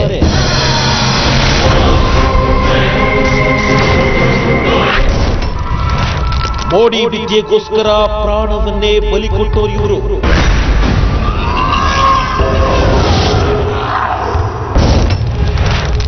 ಇದು ಪುರಾತನ ಪವಾಡ ವಿದ್ಯೆಯ ಥ್ರಿಲ್ಲಿಂಗ್ ಸ್ಟೋರಿ.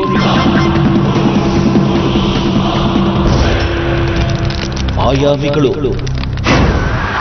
ಮಂತ್ರಭೂಮಿ ವೀಕ್ಷಿಸಿ ಇಂದು ರಾತ್ರಿ 10:30ಕ್ಕೆ. ಆಗರ್ಭ ಶ್ರೀಮಂತರ ಮನೆಯಲ್ಲಿ ಹುಟ್ಟಿದ್ರೂ ಭಿಕ್ಷೆ ಬೇಡೋದು ತಪ್ಪಲಿಲ್ಲ.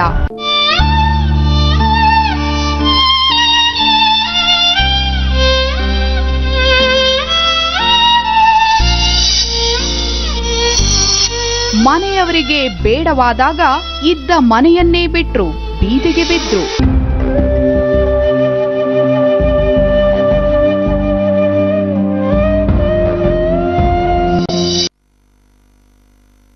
ಸಮಾಜ ಆಪಾಸಿ ಮಾಡಿದ್ರು ಈ ಜೀವ ಮಿಡಿದಿದ್ದು ಅನಾಥರಿಗೋಸ್ಕರ.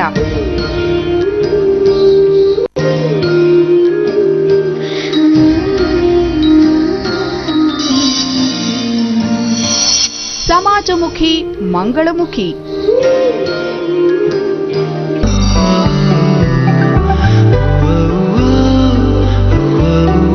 ನಾಳೆ ಮಧ್ಯಾಹ್ನ 2:30ಕ್ಕೆ.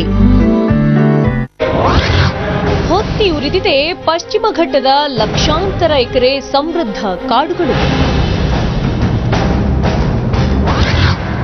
ಅಗ್ನಿಯ ಕೆನ್ನಾಲಿಗೆಯಲ್ಲಿ ಬೆಂದು ಹೋಗಿವೆ ಅಮಾಯಕ ವನ್ಯಮೃಗಗಳು. ಅಡವಿಗೆ ಬೆಂಕಿ ಹಚ್ಚುವ ಹಿಂದಿದೆ 10 ಹಲವು ಸ್ವಾರ್ಥ ಉದ್ದೇಶಗಳು.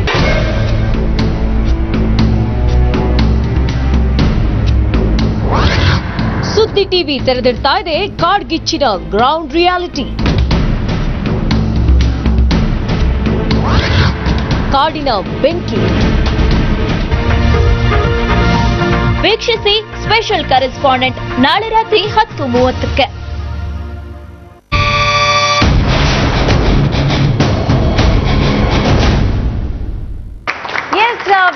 ಬ್ರೇಕ್ನ ನಂತರ ಅಖಾಡಕ್ಕೆ ಮತ್ತೆ ಸ್ವಾಗತ. ನಾವು ಮಾತನಾಡ್ತಾ ಇದ್ವಿ ವೆಜ್ಜಾ ನಾನ್ ವೆಜ್ಜಾ, ಹಲವಾರು ವಿವಿಧ ರೀತಿಯ ಒಂದು ಅಭಿಪ್ರಾಯಗಳು ಮಂಡನೆ ಆಗ್ತಾನೆ ಇವೆ, ಇನ್ನೂ ಇದೆ.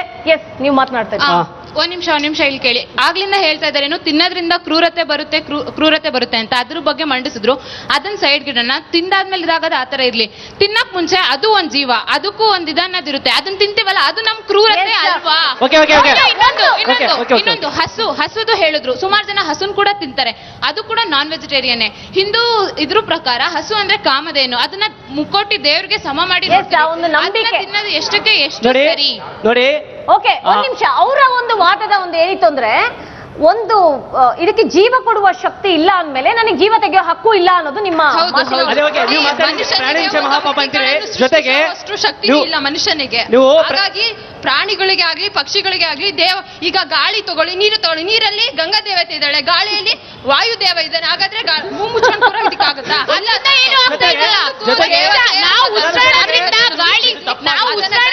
ಗಾಳಿ ಪೊಲ್ಯೂಟ್ ಆಗ್ತಾ ಇಲ್ಲ. ಎನರ್ಜಿಯ ಒಂದು SI ಯೂನಿಟ್ ಹಾರ್ಸ್ ಪವರ್. ಕುದುರೆಗಳು ಸಸ್ಯಾಹಾರಿಗಳೇ. ಒಂದು ನೀವೆಲ್ಲ ಅನ್ಕೊಳ್ಳೋದು ಮಿಸ್ಕನ್ಸೆಪ್ಷನ್ ಏನಂತಂದ್ರೆ, ಎನರ್ಜಿ ಬೇಕು ಅಂದ್ರೆ ಮಾಂಸಾಹಾರ ಸೇವನೆ ಮಾಡಬೇಕು. ಎನರ್ಜಿ ಒಂದು ಪ್ರತಿರೂಪ ಅಂದ್ರೆ ಏನಾದ್ರೂ ಕುದುರೆ ತರ ಸಿಕ್ಕಾಬಟ್ಟೆ ಎನರ್ಜಿ ಇದೆ ಇವನಿಗೆ ಅಂತ ಹೇಳ್ಬೇಕಾದ್ರೆ, ಆ ಕುದುರೆ ಕೂಡ ಸಸ್ಯಾಹಾರ ಎನರ್ಜಿ ಇದೆ. ಅಕಾರ್ಡಿಂಗ್ ಟು 2014 ಸರ್ವೆ, ಇಂಡಿಯಾದಲ್ಲಿ ಪರ್ ಆ್ಯನಮ್ ಪರ್ ಸ್ಟೇಟ್ಗೆ ಅರೌಂಡ್ 3209 ಎಗ್ ಬೇಕಾಗುತ್ತೆ ಒಂದು ಸ್ಟೇಟ್ಗೆ. ಈಗ ಅದ್ರ ಬೇಕಾಗುತ್ತೆ ಅಂದ್ರೆ ಅದಕ್ಕೆ ಅದ್ರದ್ದು ಚಿಕನ್ ಕೂಡ ಬೇಕಾಗುತ್ತೆ ಅದಕ್ಕೆ. ಸೊ ಅದರಿಂದ ಅದ್ರ ಮುಪ್ಪಿನ ವಯಸ್ಸುವರೆಗೂ ಅದನ್ನ ಕಾದು ಅದನ್ನ ಹಂಗೆ ಸಾಯಿಸಕ್ಕಾಗಲ್ಲ. It leads to garbage also. So ಅದನ್ನ ನಾವು ತಿನ್ನೋದ್ರಿಂದ ನಮ್ಮ ಪ್ರೋಟೀನ್ ಕೂಡ ಇಂಪ್ರೂವ್ ಆಗುತ್ತೆ. ಆಲ್ಸೋ ಈಗ ಎಲ್ಲ ಎಗ್ಗಳನ್ನು ಎಗ್ಗಳು ಕೂಡ ಕೊಡ್ಬೇಕಂದ್ರೆ ಅಷ್ಟೊಂದು ಎಗ್ಗಿನ ರಿಪ್ಲೇಸ್ ಆಗಿ ವೆಜಿಟೇರಿಯನ್ ಕೊಡಕ್ಕಾಗಲ್ಲ. ಸೊ ಎಗ್ಲಿಂದ ಎಷ್ಟೋ ಪ್ರೋಟೀನ್ಸ್ ಬರುತ್ತೆ, ವಿಟಮಿನ್ಸ್ ಬರುತ್ತೆ. ಅದೇ ಪ್ರೋಟೀನ್ಸ್ ಅದೇ ವಿಟಮಿನ್ಸ್ ನಾವು ಅದರಿಂದ ನಾವು ಅದನ್ನ ಕೊಂದು ತಿಂತಾ ಇದೀವಿ ಅನ್ನೋದಕ್ಕಿಂತ ಅದನ್ನ ಯೂಸ್ ಮಾಡ್ಕೊಂತ ಇದೀವಿ ನಾವು. ಅವ್ರು ಒಂದ್ ಮಾತು ಹೇಳಿದ್ರು, ನಮಗೆ ವೆಜಿಟೇರಿಯನ್ಸ್ ಮೇಲೆ ಏನೂ ಇಲ್ಲ, ನಾವು ನಾನ್ ವೆಜಿಟೇರಿಯನ್ಸ್ ಏನಕ್ಕೆ ಕ್ವೆಶ್ಚನ್ ಮಾಡ್ತಾ ಇರೋ ಅಂತ. ನಾವು ಕ್ವೆಶ್ಚನ್ ಮಾಡ್ತೀವಿ, ನಾವು ಹೇಳ್ತಿರೋದಿಷ್ಟೇ, 2 ದಾರಿ ಇದೆ, ಒಂದು ಹಳ್ಳ ಇದೆ, ಒಂದು ನೀಟಾಗಿ ಹೋದ್ರೆ ಜಾಸ್ತಿ ದಿನ ಬದುಕ್ತಿಯಪ್ಪ. ನಾನು ಹಳ್ಳದಲ್ಲಿ ಬಿದ್ದು ಹೋಗ್ತೀನಿ ಅಂದ್ರೆ ನಾವೇನು ಮಾಡೋಕ್ಕಾಗಲ್ಲ, ಅದು ಅವ್ರ ಇಷ್ಟ. ಇವ್ರು ಹೇಳ್ತಿದ್ರೆ ಆದ್ರೆ ಸಸ್ಯಗಳಿಗೆ ಜೀವ ಇಲ್ವಾ? ಜೀವ ಇದೆ. ಈಗ ಸಸ್ಯಗಳಿಗೆ ಎಷ್ಟು ಕ್ರಿಮಿನಾಶಕಗಳನ್ನು ಬಳಸ್ತಾರೆ. ಎಂಡೋಸಲ್ಫಾನ್ ಅವಾಗ ಬಳಸಿದ್ರು, ಈಗ ಎಷ್ಟು ಜನ ಅದರಿಂದ ಇನ್ನೂವರೆಗೂ ನರಳ್ತಾ ಇದ್ದಾರೆ. ಈಗ ಜವಾರಿ ತಳಿ ಎಲ್ಲಿದೆ? ಎಷ್ಟು ಪ್ರಮಾಣದಲ್ಲಿ ಇದೆ ಜವಾರಿ ತಳಿ? ಎಲ್ಲದೂ ಕೂಡ ಕ್ರಿಮಿನಾಶಕಗಳನ್ನು ಬಳಸಿ ಬರುತ್ತೆ. ಅದರಿಂದ ಆರೋಗ್ಯದ ಮೇಲೆ ಪರಿಣಾಮ ಬೀರಲ್ವಾ? ನೀವೇನು ಸಸ್ಯಾಹಾರಿಗಳಿಗೆ ಜೀವ ಇರುತ್ತೆ ಅಂತ ಹೇಳ್ತಾ ಇದ್ರಲ್ಲ, ಅದೇ ರೀತಿ ಮಾಂಸಾಹಾರಿಗಳಿರೋಂಥ ನೀವು ಹಸು, ಕೋಳಿ, ಕುರಿ ಎಲ್ಲದಕ್ಕೂ ಜೀವ ಇರ್ತದಲ್ಲ. ಈಗ ಅವನ್ ಕೊಂದ್ಬಿಟ್ಟ ಮೇಲೆ ನೀವು ಮತ್ತೆ ಅವ್ರ ಪ್ರಾಣ ವಾಪಸ್ ಕೊಡೋಕ್ಕಲ್ಲ. ಆದ್ರೆ ಒಂದು ಗಿಡ ಅದರಲ್ಲಿರುವಂಥ ಒಂದು ಪದಾರ್ಥ ನೀವು ತಿಂದ್ಮೇಲೆ ನೀವು ಮತ್ತೆ ಅದನ್ನ ಬೆಳೆಸ್ಬೋದು, ಆಮೇಲೆ ಮತ್ತೆ ನೀವು ಉಪಯೋಗಿಸ್ಬೋದು. ಆದ್ರೆ ನೀವು ಪ್ರಾಣ ಮತ್ತೆ ಕೊಡುವಂತ ಅವಕಾಶ ಎಲ್ಲಿದೆ? ನೀವು ಮತ್ತೆ ಆ ಕುರಿನ ವಾಪಸ್ ಕೊಡ್ತೀರಾ? ಇದಕ್ಕೆ ಸ್ಪಷ್ಟವಾಗಿ ಹೇಳ್ಬೇಕಂದ್ರೆ ವಿಜ್ಞಾನಿ ಜಗದೀಶ್ ಚಂದ್ರ ಬೋಸ್ ಇದಕ್ಕೆ ಸಂಶೋಧನೆ ಮಾಡಿ ಹೇಳಿದ್ದಾರೆ, ಸ್ಪಷ್ಟವಾಗಿ ಹೇಳಿದ್ದಾರೆ. ಜೀವಿಗಳಲ್ಲೂ ಅಂದ್ರೆ ವೃಕ್ಷಗಳಲ್ಲೂ ಅಥವಾ ಸಸ್ಯಾಹಾರ ಅಂತ ಏನ್ ನೀವು ಕರಿತೀರಲ್ಲ, ಅದರಲ್ಲೂ ಕೂಡ ಜೀವವಿದೆ ಅಂತ ಅವ್ರು ಹೇಳ್ತಾರೆ. ಸಸ್ಯಗಳಲ್ಲೂ ಕೂಡ ಜೀವವಿದೆ ಅಂತ ಮಂಡಿಸಿದ್ದಾರೆ. ಅದನ್ನ ಸಾರ್ವತ್ರಿಕವಾಗಿ ಇಡೀ ಜಗತ್ತು ಕೂಡ ಒಪ್ಕೊಂಡಿದೆ. ಪ್ರಶ್ನೆ ಎಮೋಷನ್ಸ್ ಖಂಡಿತ ಇದೆ. ಬಹುಶಃ ಈಗ ಒಂದು ಹಸುವನ್ನ ತೆಗೆದುಕೊಂಡಾಗ, ಆ ಹಸು ಮನೇಲಿದ್ರೆ ಅಂದ್ರೆ ಹಸುವನ್ನ ಮನೇಲಿ ಸಾಕ್ತಿರ್ತಾರಲ್ಲ, ಅದು ಕೂಡ ಮನೆಯಲ್ಲಿ ಏನೇ ಒಂದು ಅವಘಡವೋ ಏನೋ ಆದ್ರೆ ಅದು ಕೂಡ ಸ್ಪಂದಿಸುತ್ತೆ ಅನ್ನುವಂಥದ್ದನ್ನ ಕೆಲವು ರಿಸರ್ಚ್ ಅಲ್ಲಿ ನೋಡಿರುವಂಥದ್ದು. ಅಂದ್ರೆ ಅದು ಕೂಡ ಅಳತ್ತೆ, ಅಂದ್ರೆ ಪ್ರತಿಸ್ಪಂದನೆ ಇದೆ ಆ ಒಂದು ಇಮೋಷನ್ಸ್ಗೆ ಅಂತ. ಅಂತ ಇಮೋಷನ್ಸ್ ಸಸ್ಯಗಳಲ್ಲಿ ನಾವು ನೋಡೋದಿಲ್ಲ. ಇಲ್ಲ, ಇದೆ. ಹೇಗೆ ಅಂದ್ರೆ, ನೀವು ಮರವನ್ನ ಕಡಿಲಿಕ್ಕೆ ಒಂದು ಕೊಡ್ಲಿಯನ್ನ ತಗೊಂಡೋದಾಗ ಅದರಲ್ಲಿ ಚೇಂಜಸ್ ಆಗುತ್ತೆ, ಫಿಸಿಕಲಿ ಅದರಲ್ಲಿ ಚೇಂಜಸ್ ಆಗುತ್ತೆ. ಇದನ್ನ ಸಂಶೋಧನೆ ಮುಖಾಂತರ ದೃಢಪಟ್ಟಿದೆ. ಇದು ಬೇಕಾದ್ರೆ ಇದರ ಬಗ್ಗೆ ಮಾಹಿತಿಯನ್ನ ನೀವು ಹೆಚ್ಚಾಗಿ ಹುಡುಕಬಹುದು, ಅಂತರ್ಜಾಲದಲ್ಲಿ ಖಂಡಿತ ಇದ್ರ ಬಗ್ಗೆ ಮಾಹಿತಿ ಇದೆ. ಸಸ್ಯಗಳಿಗೂ ಕೂಡ ಎಮೋಷನ್ಸ್ ಇದೆ. ಈ ವಿಷಯಕ್ಕೆ ಒಂದು ಸಂಬಂಧಪಟ್ಟ ಒಂದು ಕವನ ಹೇಳ್ತೀನಿ. ನನ್ನ ಒಂದು ಎಲ್ಲ ಕಡೆ ಆಗುತ್ತಿದೆ ಪ್ರಾಣಿ ಪಕ್ಷಿಗಳ ಸಂಹಾರ, ಎಲ್ಲ ಕಡೆ ಆಗುತ್ತಿದೆ ಪ್ರಾಣಿ ಪಕ್ಷಿಗಳ ಸಂಹಾರ, ಇದಕ್ಕೆ ಕಾರಣ ಮಾಂಸಾಹಾರ. ಇದಕ್ಕಿರುವುದು ಒಂದೇ ಪರಿಹಾರ, ಅದೇ ಎಲ್ಲ ಸಕಲ ಸತ್ವಗಳುಳ್ಳ ಸಸ್ಯಾಹಾರ. ಇವಾಗ ನೀವೇನ್ ಹೇಳ್ತಿದ್ದೀರಾ ಮೇಡಮ್? ಇವ್ರೇನ್ ಹೇಳ್ತಿದ್ದಾರೆ, ಇವಾಗ ಎಮೋಷನ್ ಇರ್ತಕ್ಕಂತಹ ಜೀವಿಗಳನ್ನ ಕೊಂದು ತಿಂದ್ರೆ ಮಾತ್ರ ಅದು ಮಾಂಸಾಹಾರ ಅಂತ ಹೇಳ್ತಿದ್ದಾರೆ ನೀವು. ಅದು ತಪ್ಪು, ಅದು ಮಾನವೀಯತೆ ಅಲ್ಲ. ಮಾನವೀಯತೆ ಬಗ್ಗೆ ಮಾತಾಡ್ತಿರೋರು ನೀವು ಸಸ್ಯಗಳಲ್ಲೂ ಎಮೋಷನ್ಸ್ ಇದೆ ಅನ್ನೋದನ್ನ ಕಂಡಿಡಿದಿದ್ದೀರಾ. ನಿಮ್ಮ ಪಂಚೇಂದ್ರಿಯಗಳಿಗೂ ನಿಲುಕದ್ದದು ನಮ್ಮ ಪಂಚೇಂದ್ರಿಯಗಳಿಗೆ ಗೊತ್ತಾಗದಿರ್ತಕ್ಕಂಥ ಎಷ್ಟೋ ಮ್ಯಾಟ್ರು ಈ ಎನ್ವಿರಾನ್ಮೆಂಟ್ ಅಲ್ಲಿ ನಡೀತಾ ಇದೆ. ಅದೇ ತರ ಸಸ್ಯಗಳಿಗೂ ಎಮೋಷನ್ಸ್ ಇರುತ್ತೆ ಅಂತ ಹೇಳ್ತೀರಾ? ಪಂಚೇಂದ್ರಿಯದಂತ ಒಂದು ಇಮೋಷನ್ಸ್ ನೀವು ವ್ಯಾಲ್ಯೂ ಮಾಡ್ತಿರುವಾಗ ಪಂಚೇಂದ್ರಿಯಗಳಿಗೆ ಕಾಣುವಂತ ಇಮೋಷನ್ಸ್ ನೀವು ವ್ಯಾಲ್ಯೂ ಮಾಡ್ಬೇಕಲ್ಲ. ಈಗ ಹಸು ಪಂಚೇಂದ್ರಿಯ ನೀವು ನಿಜ ಹೇಳ್ಬೇಕು ಅಂದ್ರೆ ಪ್ರಾಣಿ ಪಕ್ಷಿಗಳನ್ನ ಉಳಿಸ್ತಾ ಇದೀನಿ ಒಂದ್ ಒಂದ್ ನಿಮಿಷ. ಅವರ ಇದು ಪ್ರಶ್ನೆ ಕೂಡ ನನಗೇನೋ ಸರ್ ವ್ಯಾಲಿಡ್ ಅನ್ಸ್ತು. ಅಂದ್ರೆ ಪಂಚೇಂದ್ರಿಯಗಳಿಗೆ ನಿಲುಕದ್ದನ್ನೇ ನೀವು ಅಷ್ಟೊಂದು ಗೌರವಿಸ್ತೀರಾ ಅಂದ್ರೆ ಪ್ಲಾಂಟಿಗೂ ಕೂಡ ಇಮೋಷನ್ ಇದೆ ಅಂತ ನೀವು ಹೇಳೋದಾದ್ರೆ ಇದು ಪಂಚೇಂದ್ರಿಯಕ್ಕೆ ಕಾಣುವಂಥದ್ದು, ಅದು ಅಳುದೋ ಅಥವಾ ಇದು ಹಾಗಾದ್ರೆ ಜೀವಿಗಳೆಲ್ಲ ಒಂದೇ. ಇದು ಪ್ರಕಾರ food chain, we can't break it. ನಾವು ಬದುಕಬೇಕು ತಿನ್ಲೇಬೇಕು. ಜೀವಿಗಳಂದ್ರೆ ಸಸ್ಯನೂ ಬರುತ್ತೆ ಪ್ರಾಣಿಗಳು ಬರುತ್ತೆ. ಆದ್ರೆ ಸಸ್ಯ ಒಂದೇ. ಸಸ್ಯನ ಬೇಕಾದ್ರೆ ಬೆಳೆಸಬಹುದು. ಇವಾಗ ಮತ್ತೆ ಸಸ್ಯನ ಪದಾರ್ಥ ಸಸ್ಯದಿಂದ ಬರ್ತಕ್ಕಂಥ ಉತ್ಪನ್ನಗಳನ್ನ ನಾವು ತಿಂತೀವಿ ಹೊರತು ಕೊಟ್ಟು. ಹಾಗಾದಲ್ಲಿ ಮನುಷ್ಯನ್ ತಿನ್ನೋ ರೇಂಜ್ ಹೋಗ್ತೀರಾ ನೀವು? ಆಗಲ್ಲ ತಾನೆ? ಅರ್ಥ ಆಗ್ತಿದೆ ನಾನು ಹೇಳ್ತಿರೋದು. ಪ್ರತಿಯೊಂದಕ್ಕೂ ಅದರದೇ ಆದ ಒಂದು ಮಿತಿ ಇರುತ್ತೆ. ನೀವು ಟಿವಿ ಆನ್ ಮಾಡ್ರಿ, ಸೇವ್ ಟೈಗರ್ ಅಂತ ಬರುತ್ತೆ. ಅಂದಾಜು 2,500 ಹುಲಿಗಳಿರ್ಬೋದು ನಮ್ಮ ದೇಶದಲ್ಲಿ. ಕಾರಣ ಏನು? ಯಾರು ಹುಲಿಯನ್ನ ಸಾಕಲ್ಲ, ತಿನ್ನಲ್ಲ. ಅದೇ ನೀವೇನಾದ್ರೂ ಒಂದು ಸತಿ ಕೋಳಿ ಗಣತಿನೋ ಕುರಿ ಗಣತಿನೋ ಮಾಡ್ರಿ, ಕೋಟಿ ಸಿಗ್ತವೆ. ಯಾಕೆ? ಅದನ್ನ ಬೆಳೆಸ್ತೀವಿ. ನಾವು ಆರಾಮವಾಗಿ ಶಾಂತವಾಗಿ ಕೂತ್ಕೊಂಡು ಮಾತಾಡ್ತಾ ಇದೀವಿ. ಅದಕ್ಕೋಸ್ಕರ ತಿಂದು ನಿಮ್ಮಲ್ಲಿ ಕ್ರೂರತ್ವ ಎದ್ದು ತಾಮಸದಿಂದ ಎದ್ದು ನಿಂತ್ಕೊಂಡು ಮಾತಾಡ್ತಾ ಇದ್ದೀರಾ. ಅಲ್ಲೇ ನಿಮ್ಮನ್ನು ನಿಲ್ಲಿಸ್ತಾ ಇದ್ದೀರಾ. ಪ್ರಾಣಿ ಜೀವಿಸಬೇಕಂದ್ರೆ ಇನ್ನೊಂದು ಪ್ರಾಣಿನ ತಿನ್ನಬೇಕು, ತಿನ್ನುತ್ತೆ. ಅದು ನಿಸರ್ಗ ತತ್ವವಾಗಿರ್ತಕ್ಕಂತಹ ಒಂದು ಆಹಾರ ಸರಪಳಿ ಕ್ರಿಯೆ. ಮನುಷ್ಯನ್ ತಿನ್ಬೋದಲ್ಲ, ಸರ್ಕಲ್ ನಡೀತು, ಸೈಕಲ್ ನಡೀತಾನೆ ಇರುತ್ತೆ. ಏನ್ ಬೇಕಾದ್ರೆ ತಿಂತೀರಾ? ಹಿಂದಿನ ಕಾಲದಲ್ಲಿ ವರ್ಷಕ್ಕೆ 1 ಅಥವಾ 2 ಬೆಳೆ ತೆಗಿತಿದ್ರು. ಇವತ್ತು 2 ತಿಂಗಳಿಗೆ 1 ಬೆಳೆ ತೆಗಿತಾ ಇದಾರೆ. ಅಂದ್ರೆ ಏನು ಬರ್ತಾ ಇಲ್ಲ ಸಸ್ಯದಲ್ಲಿ. ಸತ್ವ ಬೇಕು ಅಂದ್ರೆ ಪ್ರಾಣಿ ತಿಂದ್ರಿ. ನಾನ್ ವೆಜ್ ತಿನ್ನೋದ್ರಿಂದ ಬೋನ್ ವೀಕ್ ಆಗುತ್ತೆ, ಅದ್ ಗೊತ್ತಾ? ಮಾಂಸಾಹಾರ ಸೇವನೆಯಿಂದ ಇದು ಏನಿದು ಎಲ್ಲಬುಗಳು ಮೂಳೆಗಳು ವೀಕ್ ಆಗುತ್ತೆ ಅಂತ ಹೇಳ್ತಿದ್ದೀರಾ. ಇದು ಒಂಥರ ಶುದ್ಧ ದಡ್ಡತನ ಇದು. ಯಾಕಂತಂದ್ರೆ ಇವಾಗ ಎಲ್ಲಾದ್ರೂ ಕಾಲು ಮುರಿದಾಗ ನಾರ್ಮಲ್ ಆಗಿ ಅದೇ ನಿಮ್ಮ ವೈದ್ಯಕೀಯ ಲೋಕದ ವೈದ್ಯರು ಕುರಿ ಮಾಂಸನ ಸಜೆಸ್ಟ್ ಮಾಡ್ತಾರೆ. ಓಕೆ, ಕುರಿ ಮಾಂಸದ ಕುರಿ ಮೂಳೆಯಲ್ಲಿರ್ತಕ್ಕಂತ ಒಂದು ರಸವನ್ನ ಬೋನ್ ಮ್ಯಾರೋ ಅನ್ನ ಸಜೆಸ್ಟ್ ಮಾಡ್ತಾರೆ. ಪ್ಲಸ್ ಇನ್ನೊಂದು ಹೃದಯ ಸಂಬಂಧಿತ ಕಾಲ್ ಸೂಪ್ ನ ಸಜೆಸ್ಟ್ ಮಾಡ್ತಾರೆ ಡಾಕ್ಟರ್ಸ್. ಇನ್ನೊಂದು any broken bones or anything. ಯಾವುದೇ ಒಂದು ಕ್ಯಾಲ್ಸಿಯಂ ಸಿಗಲ್ಲ ಅಂದ್ರಲ್ಲ, ಸೊ ಯಾವುದೇ ಒಂದು ಬ್ರೋಕನ್ ಅಂದ್ರೆ ಮೂಳೆ ಏನಾದ್ರೂ ಮುರಿತಗೊಂಡಿದ್ರೆ ತಕ್ಷಣ ಹೇಳ್ತಾರಂತೆ ಈ ಕಾಲ್ ಸೂಪ್ ತಿನ್ನಿ ಅಂತ. ಸಸ್ಯಾಹಾರದಿಂದ ಮೂಳೆಗಳು ಶಕ್ತಿ ಆಗೋದಿಲ್ಲ ಅನ್ನೋ ನಿಮ್ ಪಾಯಿಂಟ್? ಪದಾರ್ಥಗಳಿಂದಾನೆ ತುಂಬಾ ಪದಾರ್ಥ. ಈಗ ಕ್ಯಾಲ್ಸಿಯಂ ಅದು ವಿಟಮಿನ್ B12 ಒಟ್ರಾಶಿ. ಈಗ ನಿಮ್ಮ ಈಗ ಆಲ್ಮೋಸ್ಟ್ ಈಗ ಟೈಮ್ ಅಪ್. ಈ ಮಾತಾಡ್ತಾ ಹೋದ್ರೆ ಬಹುಶಃ ಇನ್ನಷ್ಟು ಇದೆ. ನಾವೀಗ ರಘು ಸರ್ ಹತ್ರ ಕೇಳೋಣ. ಅಂದ್ರೆ ಅವ್ರು ಇಷ್ಟು ಹೊತ್ತು ಅವ್ರು ಗಮನಿಸಿದ್ರು, ಅವ್ರು ಕೇಳ್ಕೊಂಡ್ರು. ಹಾಗೇನೆ ನೀವು ಅವ್ರು ಮಾತನಾಡ್ಬೇಕಾದ್ರೆ ಗಮನಿಸಿ ದಯವಿಟ್ಟು. ಸರ್ ಹೇಳಿ ಸರ್. ಅದು ಒಂದು, ನಾವು ಈ ಸಾಂಸ್ಕೃತಿಕವಾಗಿ ನಾವು ಪೂರ್ವಭಾವಿತ ಕಲ್ಪನೆಗಳಲ್ಲಿ ನಾವು ಇದ್ದೀವಿ. ನಾವು ಅದಕ್ಕೆ ಹೇಳ್ತಾರೆ ಫ್ಯಾಕ್ಟ್ಸ್ ಆರ್ ಇರ್ರೆಲೆವೆಂಟ್, ಓನ್ಲಿ ಇದು ಒಪಿನಿಯನ್ ಮ್ಯಾಟರ್ಸ್ ಅಂತ. ಯಾಕಂದರೆ ನಾವೇನು ನಮಗೆ ವಾಸ್ತವ ಬೇಡ, ನಾವು ಅಂದ್ಕೊಂಡಿವಿ ಅದೇ ಸತ್ಯ ಅಂತ. ಅದಕ್ಕೆ ಬರ್ಟನ್ ರಸಲ್ ಒಂದು ಮಾತು ಹೇಳ್ತಾನೆ, ದೇವರಿಗೆ ಹಂದಿ ಮಾಂಸ ನಿಷಿದ್ಧವೋ ಹಸುವಿನ ಮಾಂಸವೋ ನಿಷಿದ್ಧವೋ ಎನ್ನುವ ವಿಚಾರದಲ್ಲಿ ಲಕ್ಷಾಂತರ ಮನುಷ್ಯರ ತಲೆಯನ್ನು ಒಡೆದಿದ್ದೇವೆ.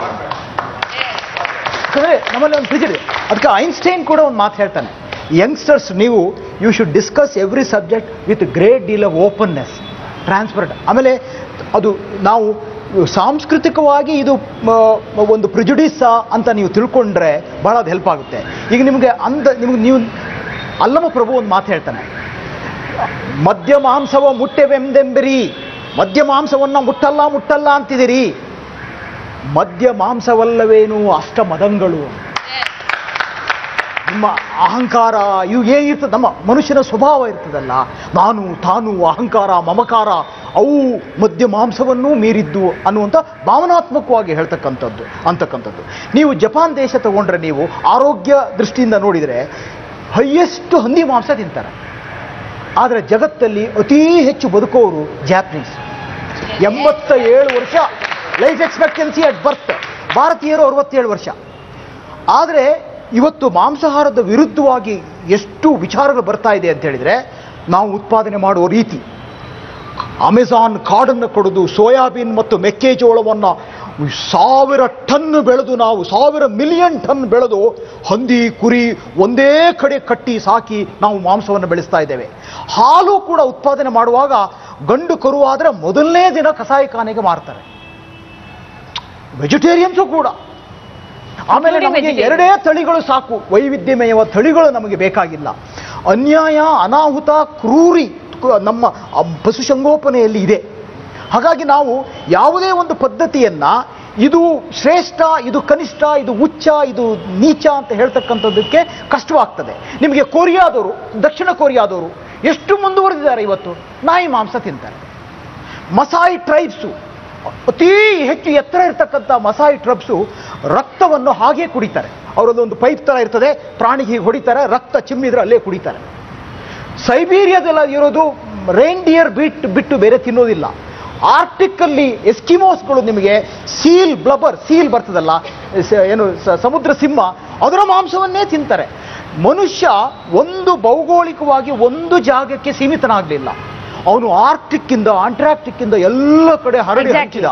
ಹಾಗಾಗಿ ಅವನ ಆಹಾರ ಪದ್ಧತಿ ವೈವಿಧ್ಯಮಯವಾಗಿದೆ. ಪದ್ಧತಿಯನ್ನು ನಾವು ಇಂಪ್ರೂವ್ ಮಾಡಿಕೊಂಡ್ರೆ eco sensitive technology, ecological methods, sustainable method, ಸುಸ್ಥಿರ ಕೃಷಿ, ಇವುಗಳನ್ನೆಲ್ಲ ಬಳವಡಿಸ್ಕೊಂಡ್ರೆ ಅದು ಮಾಂಸಾಹಾರವೋ ಸಸ್ಯಾಹಾರವೋ ಈ ಪದ್ಧತಿಗಳು ಚೆನ್ನಾಗಿದ್ರೆ ಅದರಲ್ಲಿ ಯಾವುದು ಮೇಲು ಕೀಳು ಅನ್ನುವ ದೃಷ್ಟಿಕೋನ ನಾವು ಬಿಡಬೇಕಾಗುತ್ತೆ. Yes, thank you sir, thank you so much. So ಈ ಒಂದು ಕಾರ್ಯಕ್ರಮಕ್ಕೆ ಬಂದರು KC Raghu sir, thank you so much. ನೀವು ಇಲ್ಲಿ ಬಂದಿದ್ದು ನಮಗೆ ಬಹಳಷ್ಟು ಖುಷಿ ಆಯಿತು, thank you.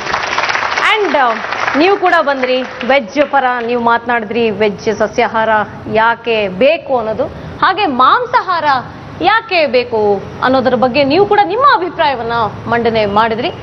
Thank you so much ನೀವು ಇಲ್ಲಿ ತನಕ ಬಂದಿದ್ದಕ್ಕೆ. ಎಸ್ ವೀಕ್ಷಕರೇ, ಅದು ಸಸ್ಯಾಹಾರವೋ ಇಲ್ಲ ಮಾಂಸಾಹಾರವೋ, ಪ್ರತಿಯೊಬ್ಬರಿಗೂ ಕೂಡ ಅವರ ಒಂದು ಆಹಾರವನ್ನ ತೆಗೆದುಕೊಳ್ಳೋದಕ್ಕೆ ಅವರಿಗೆ ಆಯ್ಕೆ ಸ್ವಾತಂತ್ರ್ಯ ಇದ್ದೇ ಇದೆ, ಒಪ್ತೀರಾ? ಅದು ಅವರವರ ಇಷ್ಟ. ಯಾಕೆಂದ್ರೆ ಊಟ ನಮ್ಮ ಇಚ್ಛೆ, ನೋಟ ಪರರ ಇಚ್ಛೆ. ಸೊ ಊಟ ನಾವೇನು ತಗೊಳ್ತೀವಿ ಆಹಾರ, ಅದು ಖಂಡಿತವಾಗ್ಲೂ ಅವರವರ ಒಂದು ಆಯ್ಕೆಗೆ ಮೀಸಲಿದೆ. ಬಟ್ ಅಲ್ಟಿಮೇಟ್ಲಿ ನಾವು ಯೋಚನೆ ಮಾಡಲೇಬೇಕು, we live to eat or we eat to live. So ಎರಡರ ಒಂದು ಇದು, ಹಾಗೆ ಆರೋಗ್ಯ ದೃಷ್ಟಿ ಎಲ್ಲವನ್ನೂ ಗಣನೆಗೆ ತೆಗೆದುಕೊಂಡು ನಮಗೆ ನಮ್ಮ ಆಹಾರ ನಮ್ದು, ನಾವೇನ್ ತಿಂತೀವಿ ಅದು ನಮಗೆ ಬಿಟ್ಟ ವಿಚಾರ ಅಂತ ಹೇಳ್ತಾ ಇವತ್ತಿನ ಅಖಾಡವನ್ನ ನಾನು ಮುಗಿಸ್ತಾ ಇದ್ದೀನಿ. ಮತ್ತೆ ಮುಂದಿನ ವಾರ ಮತ್ತೊಂದು ಟಾಪಿಕ್ ಜೊತೆ ನಿಮ್ಮ ಮುಂದೆ ಅಖಾಡ. Until then take care. ನೋಡ್ತಾ ಇರಿ ಸುದ್ದಿ ಟಿವಿ, ನಾವು ಸುಳ್ಳು ಹೇಳಲ್ಲ.